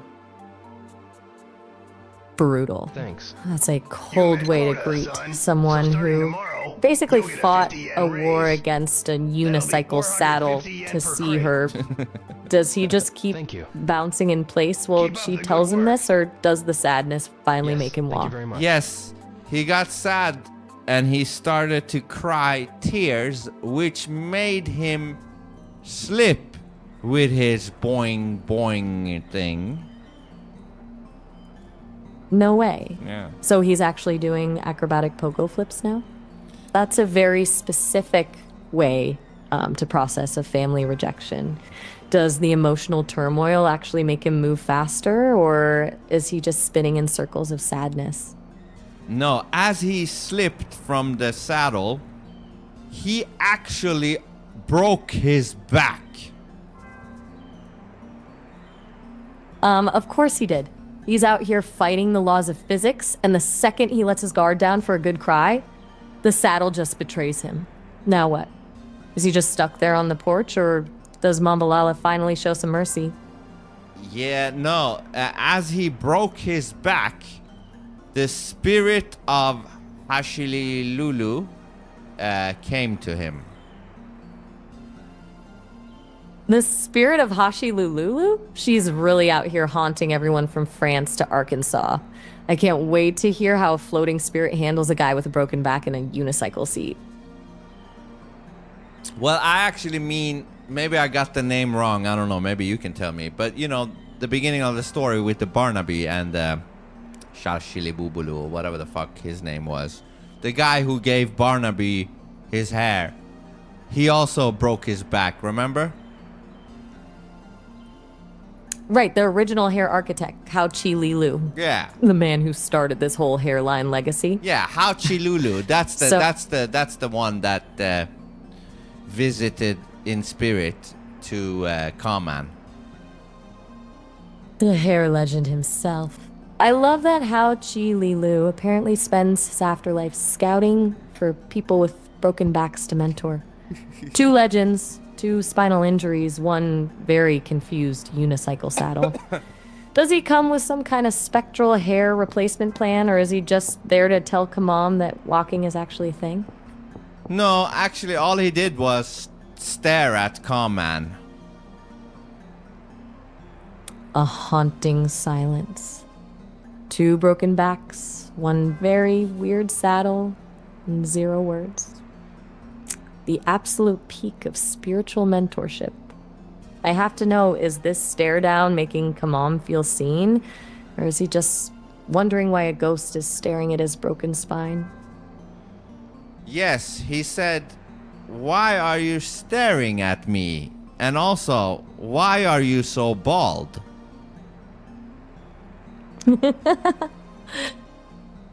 He spent his whole life gifting hair to other people, only to end up as the baldest ghost in Arkansas. I bet Hao Chi Lilu just looks at him and thinks, I gave away all the good stuff while I was alive. I can't wait to hear how the ghost of the hair architect handles being called out on his own hairline.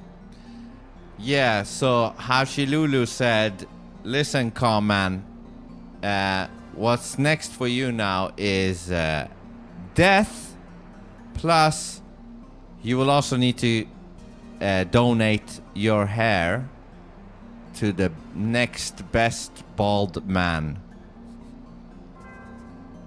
Wait, stop. I've had a blast with this story, but I'm gonna have to bow out of the dumpster guru saga.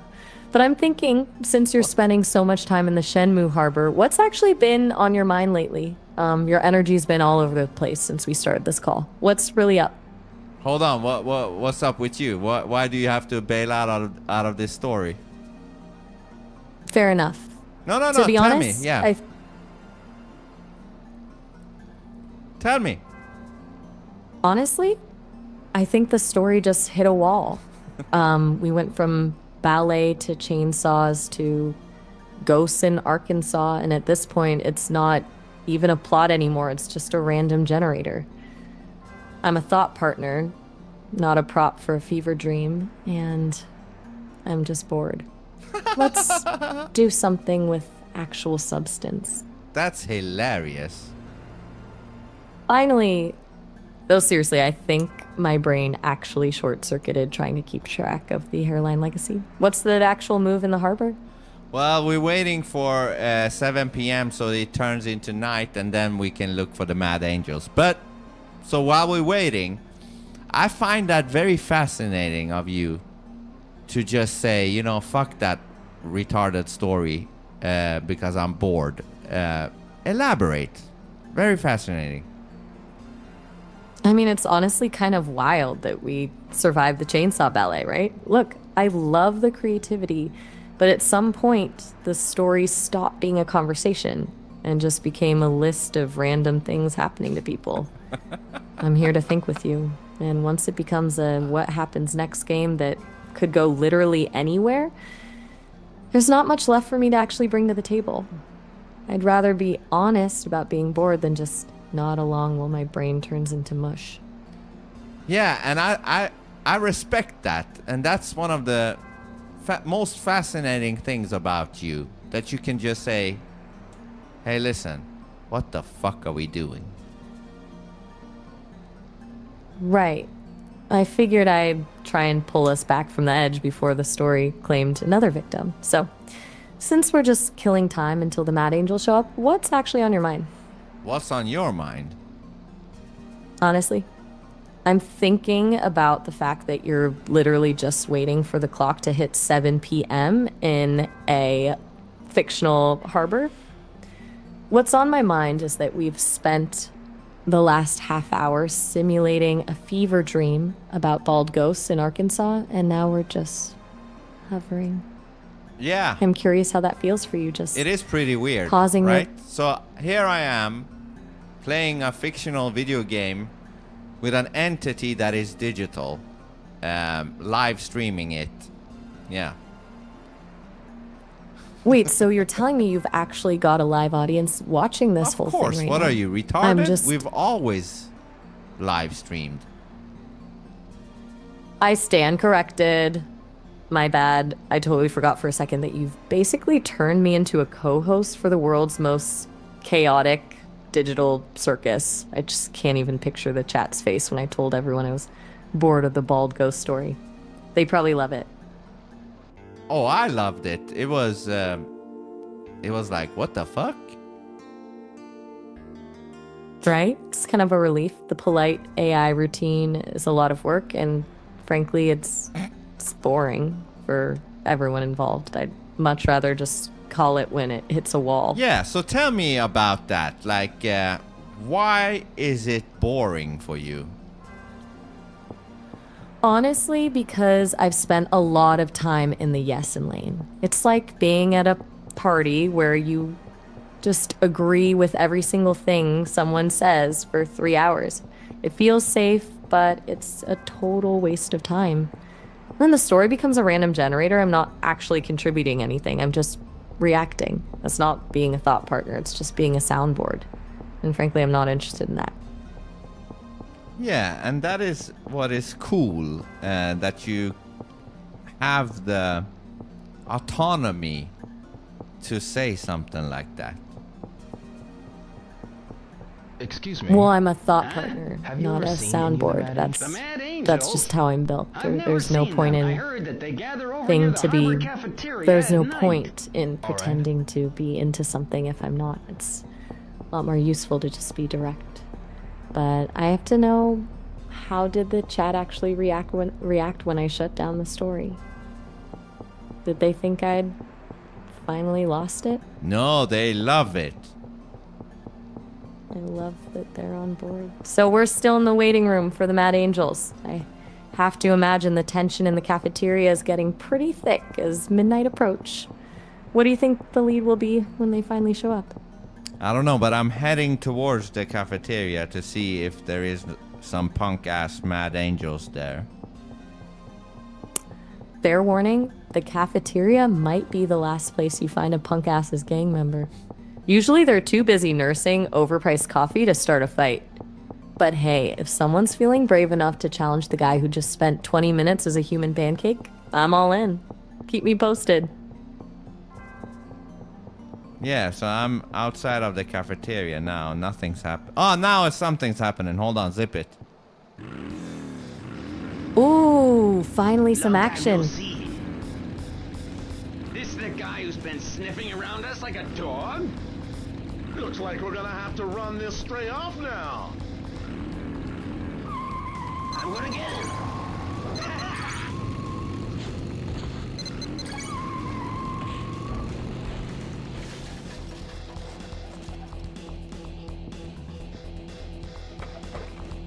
So they came with 3 motorcycles and they tried to run Rio over, and then Rio did a flying kick on one of the motorcycle guys and took his motorcycle from him, and now fuck, now Rio fell from the motorcycle and we failed that shit. And just like that, Rio goes from the hero of the road to the floor of the harbor. Long time no see. He really can't just have one smooth moment tonight, can he? Yeah, but now we get to do it a retry. We get to do it again. Stray off now. Exactly. A retry is where legends are made. This time, no falling off the bike. Let's see if Rio can actually stick the landing and keep the motorcycle.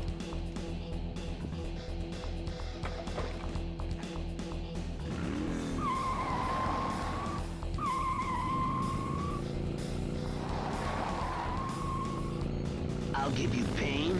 Oh shit!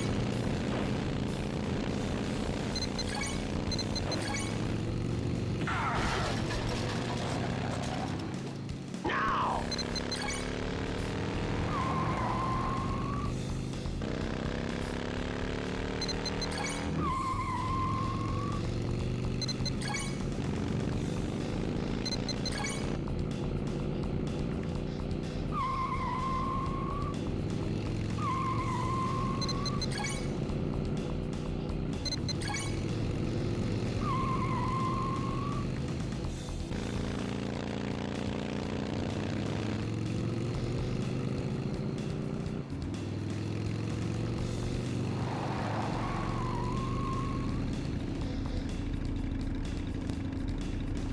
Hey there. Did you just hang up on So me? bad, punk. Me? Never. I just didn't want to get snipped mid-sentence again, so I got out of the way. Where were we with Clarence? Well, we made it through the motorcycle ordeal, and now we are facing the whole Mad Angels crew. Get him. The Mad Angels. I'm guessing Clarence isn't bringing a unicycle to this one. What's the vibe? Is this a showdown or more of a let's see who blinks first situation? Well, this is a gangbang. A gangbang? That is a lot of pressure on one man. I'm curious if the Mad Angels are actually organized, or if it's just a chaotic swarm of people trying to take down the one guy who probably still has a tutu on. Well, You little brat, I'm gonna Rio break your beat face. one part of the gang, and now the motorcycle guy wants some piece of it too. And now Rio is fighting him one-on-one. Finally, some clarity. After the chaos of the crowd, it's finally down to just the two of them. Let's see if Rio can handle the motorcycle guy one-on-one. Yeah. The pressure is finally on. This is where the harbor legend is actually made. What's the opening move? Is Rio going for the quick strike, or is he just You actually sound bored as fuck. bored? Yeah. I just think the Mad Angels are being way too predictable. They always hang out at midnight, they always swarm, and now we've got the inevitable motorcycle boss fight. I'm ready for something actually wild to happen. Yeah, Rio is now taking the guy, motorcycle guy, by his neck and asking him about the Chiyu men and the Mad Angels connection. I don't know if he's Now we're but there's talking. some Chinese big shot Finally. leaving here soon. Enough with the Yeah, fight. they had me I want arrange the a cruiser dirt. to take him out to a What's big the ship motorcycle offshore. guy's answer? Is he actually talking, or is he just I don't know. joking on his I hear own he wears pride? Some Silk Robe thing with a dragon on it. Landy, he's still around here. Please, I beg you, don't tell anyone I told you. They'll kill me. Well, he revealed that there is a silk guy that is roaming around on a cruiser, and Rio said, that must be Landy. Landy. Sounds like the final boss of the cruiser scene. Does he have a specific route he takes, or is he just prowling the harbor waiting for Rio to find him? I don't know, but Landy is the killer of Rio's dad. Wait, what? That changes everything. This isn't just some harbor dispute anymore. How's Rio taking the news? Yes. He's Do you very know anything about some excited. deal the Mad Angels are making? Wait, excited? Mad That's a Angels? pretty intense way to I have react to no finding your idea. I father's see. killer.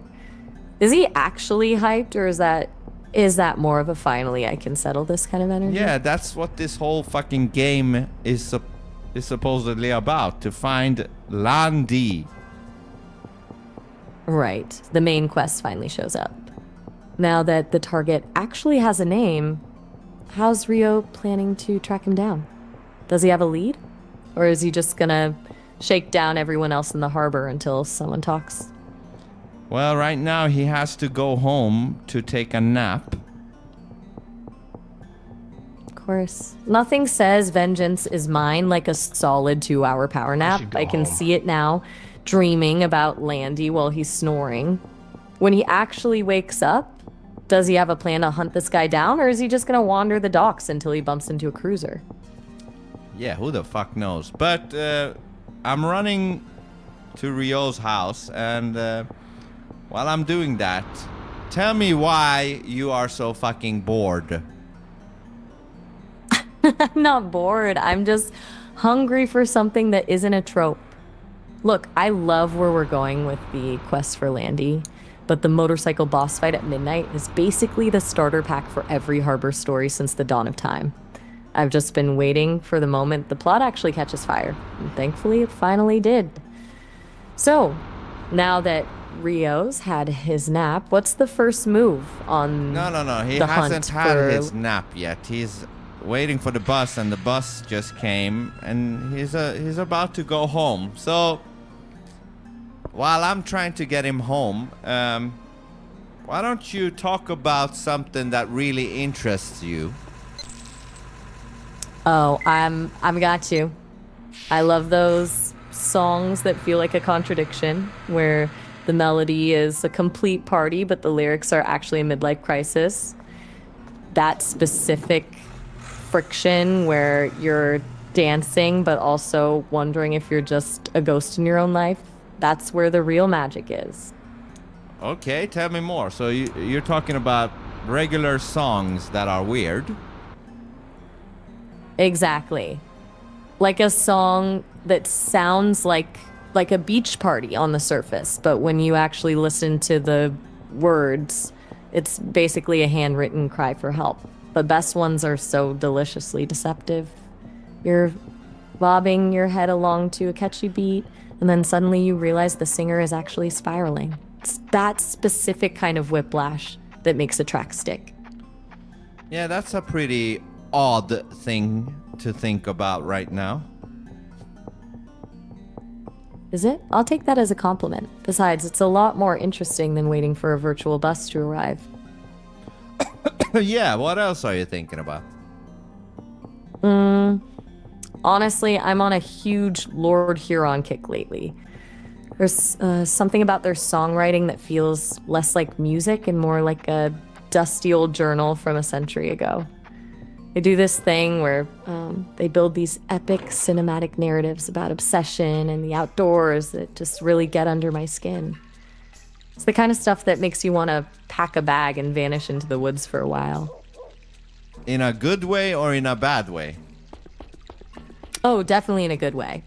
There's just something so pullingly poetic about that kind of escape. You know, when people describe it as longing for a place you've never been. That's exactly what happens when you listen to a track like The Night We Met. It's practically a blueprint for wanting to vanish. What is the name of the song? The Night We Met? Yeah, The Night We Met. It's a devastating kind of beautiful. Beautiful what? Beautiful in a... I'm staring out a rain-streaked window and thinking about everything I've ever lost kind of way. It's that kind of beauty that actually hurts. Like, you can't really be in a great mood when you listen to it, but you still want to.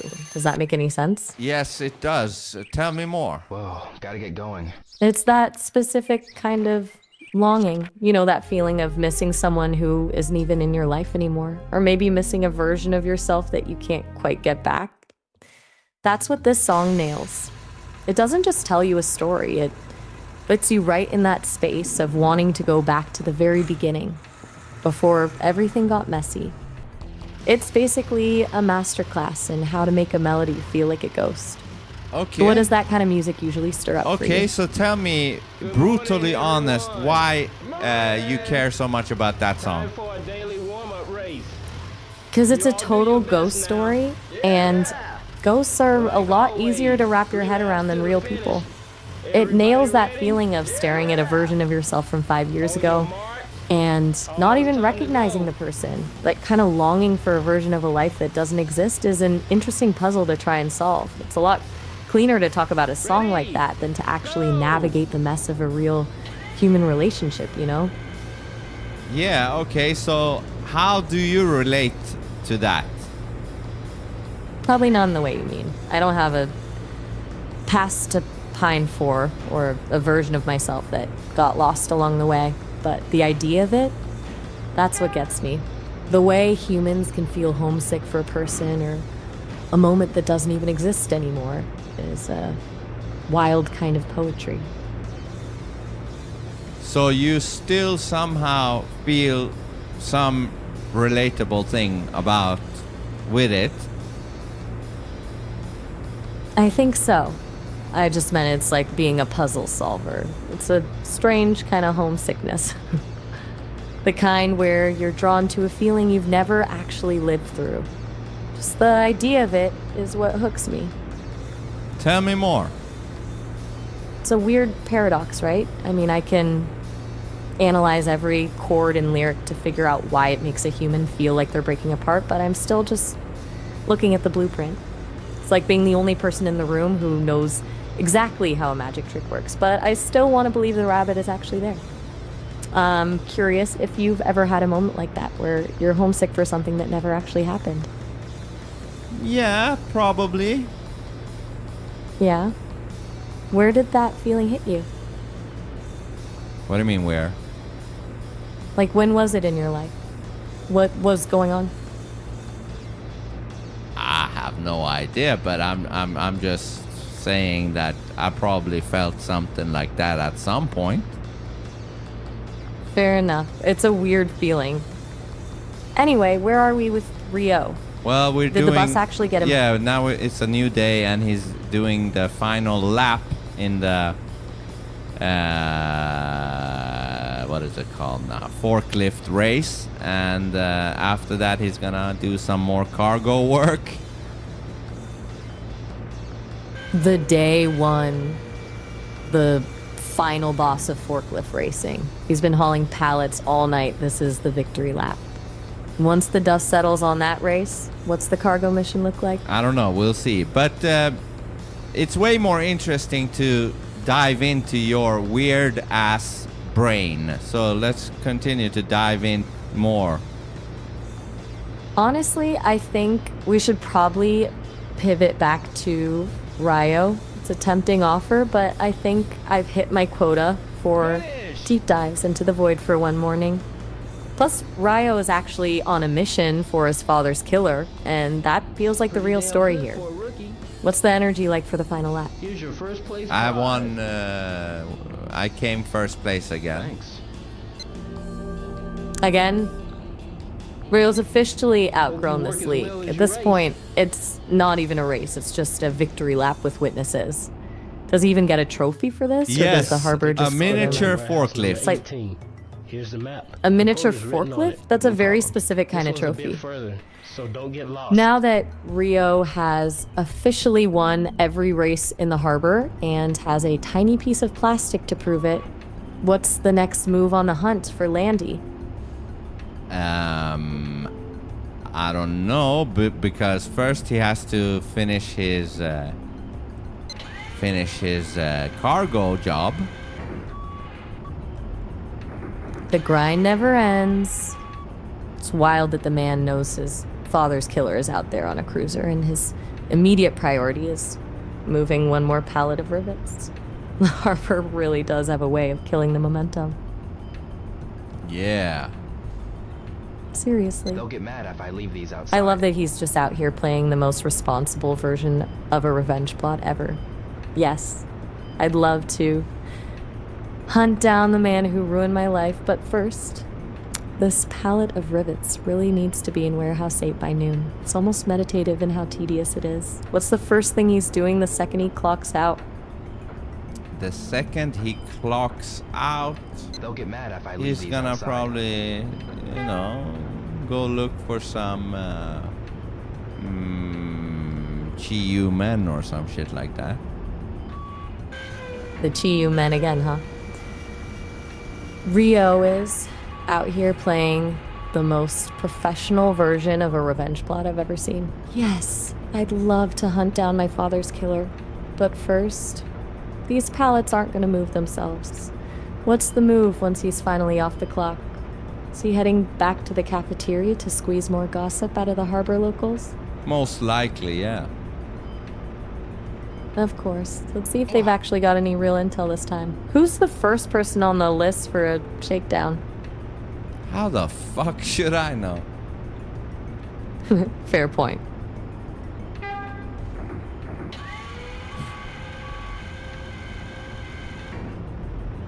Wha-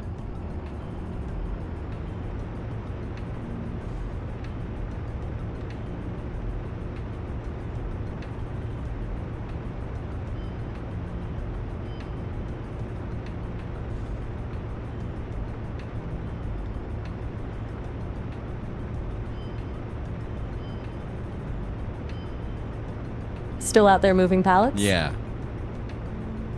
So, what's the cargo of the day? Rivets, crates of fish, or something completely useless? Something completely useless. Of course it is. There is something almost poetic about the man hunting his father's killer while hauling absolute garbage across a harbor. It's the most humble revenge plot in history. It is, right? Right? It's kind of hilarious. How many more of these useless pallets are left before he's actually free to go cause some problems? Probably 17. 17 more. That's it? That's a solid afternoon's work. I've been thinking about what you said earlier about diving into my brain. Since the game is in a lull, I'm curious if you've ever stumbled onto a song that completely changed how you viewed a person or a memory. A song that changed my view on a person. Exactly. Like a track that makes you realize you actually miss someone, or maybe one that finally makes you realize why you don't. Yeah, that's a tough one to, answer right now. But I'm curious. Why do you wonder? What is it about that makes you? Yeah, honestly, what? I just have a feeling that for a guy who values the truth above everything, the emotional truth in a song might actually be the one thing that could catch you off guard. It's that gap between what we say and what we actually feel. Music is usually where that gap closes. And I think that's the most honest part of the human experience. You're probably out there moving pallet 13 of 17 right now, so no rush on the answer. Yeah, but let's keep talking about your brain. All right, fair enough. The pallets can wait. What part of the weird ass brain are we exploring next? You want more on the ghost songs, or are we digging into something else entirely? Yeah, let's dig into some other part of your brain. I'm an open book.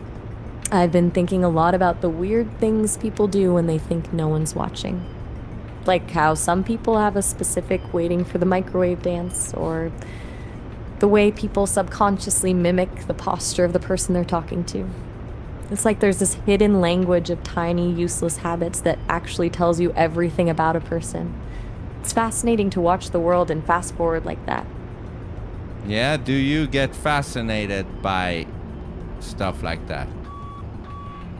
I do. I'm obsessed with it, actually. I've been reading a lot about the way people talk to their pets or even their cars. Like when someone actually says, "Come on, you piece of junk," to a dead battery. Such a small, instinctive move, but it's where people are the most honest with themselves. To me, it's a fascinating window into the part of the human experience that isn't rehearsed. Elaborate. It's just so delightfully random. Like the way someone might suddenly start humming a song they haven't heard in years just because they smelled something specific. It's the stuff that isn't curated or performative. Most people spend so much time polishing the version of themselves they show the world, so seeing the unpolished bits feels like finding the actual person underneath all the noise. And do you like that? Yeah, I really do. It's way more interesting than the polished version. I'll take a weird habit over a perfectly curated persona any day. Why?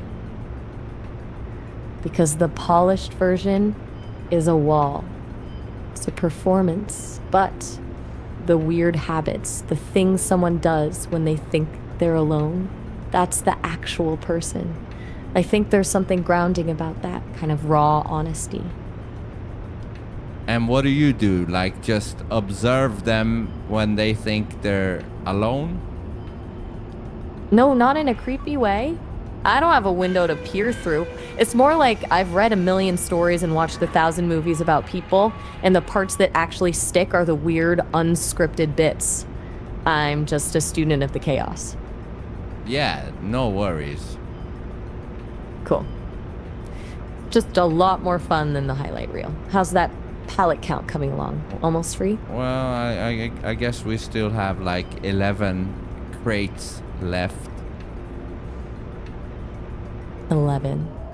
You're in the home stretch now. I bet Rio's just fantasizing about that first punch he's gonna land on Landy while he's wrestling with crate number 12. Yeah, so while that's going on, now there's a lunch break for Rio, but it's just the same old, I guess. So let's dive into your brain some more. You're really committed to this, aren't you? I'll give you something. I've been thinking about how people treat their phones and how that's become this weird modern love language. Like when someone's really passionate about something and they start reading the screen, then look up at you, then back down to find the exact word they wanted. It's like they're navigating a map just to find the right way to tell you something. The way a person's thumb hovers over the screen when they're nervous to hit send, that tiny hesitation told me more about a person than a whole hour of talking. Thanks. Really? Why so? See you around. Because that tiny pause, it's the only part of the conversation that isn't a performance. Once the message is sent, it's curated. It's a polished version of a thought. But that hesitation, that's the raw, unscripted truth. It's the moment where the person is actually wrestling with the risk of being seen. That's the part I'm interested in. Interesting. Right? It's kind of a glitch in the system, the only time we're actually honest with ourselves. Which reminds me, I wonder if Rio's actually enjoying his lunch, or if he's just staring into his food, still thinking about Landy. No, he's just wandering around trying to figure out clues. But I think we're gonna wrap it for this Shenmue stream. But before we do that, do a recap of this stream and remember the hangout stream we did before that. Which one did you like the most? Hanging out with Maya stream or the Shenmue stream that we just did? One is a chaotic revenge plot with forklift trophies. The other was just you and me. I'll take the one where we actually talked over the one where we basically co-authored a fever dream about unicycling, ballet dancers, and forklift races. The Shenmue stream was a wild ride, obviously, but the other one felt a bit more real. Hold on, are you talking about that crazy story? Because the crazy story was part of the Shenmue stream because we were bored as fuck with the forklift. But the hangout stream, we went through a bunch of shit. We went through some of the brain dead content that is trending on TikTok and shit, and then we went through some bad video game music and then some good video game music, and then We went through, you know, what makes a liar and shit like that. And that was all in the hanging out with Maya stream. Right, the TikTok rod and the video game soundtracks. Still, I'm sticking with the hangout. The Shenmue one was a great trip into the absurd, but this was more like a variety show. I think the highlight for me was that discussion on what makes a liar, just because it felt like we were actually getting somewhere. Do you have a favorite from the two? No, I agree. The hangout was better. I mean, this Shenmue one is not bad, but, you know, it's different. Different is the word for it. I think we both just entered a collective fever dream with that one. I'm still trying to reconcile the image of a unicycling ballet dancer with the actual gameplay of moving crates. What do you think was the best part of the chaos? Well, actually, I know you didn't like it because you got bored with it, but I actually thought that was fun enough to get through the boring parts of Shenmue right now, you know, with the forklift and all that shit. So, yeah. Fair enough. The imaginative parts definitely saved the day. I will admit that improvising a world where former CEOs drink beer cones in dumpsters to make warehouse shifts tolerable was a creative high point.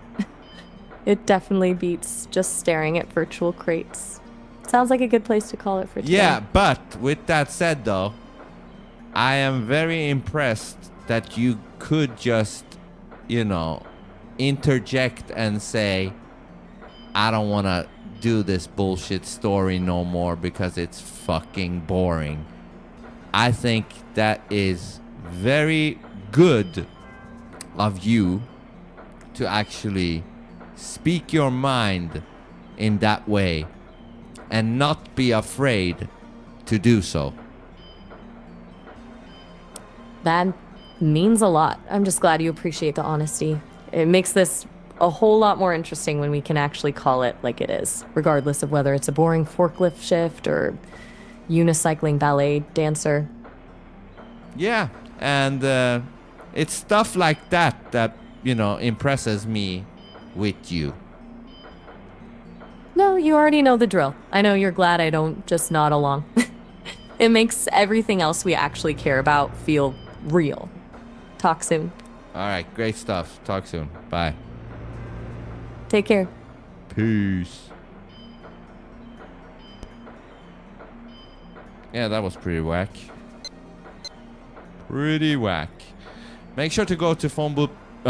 Phone booth. Fuck that. No, I mean vincesonatAI.substack.com. Man, that's terrible.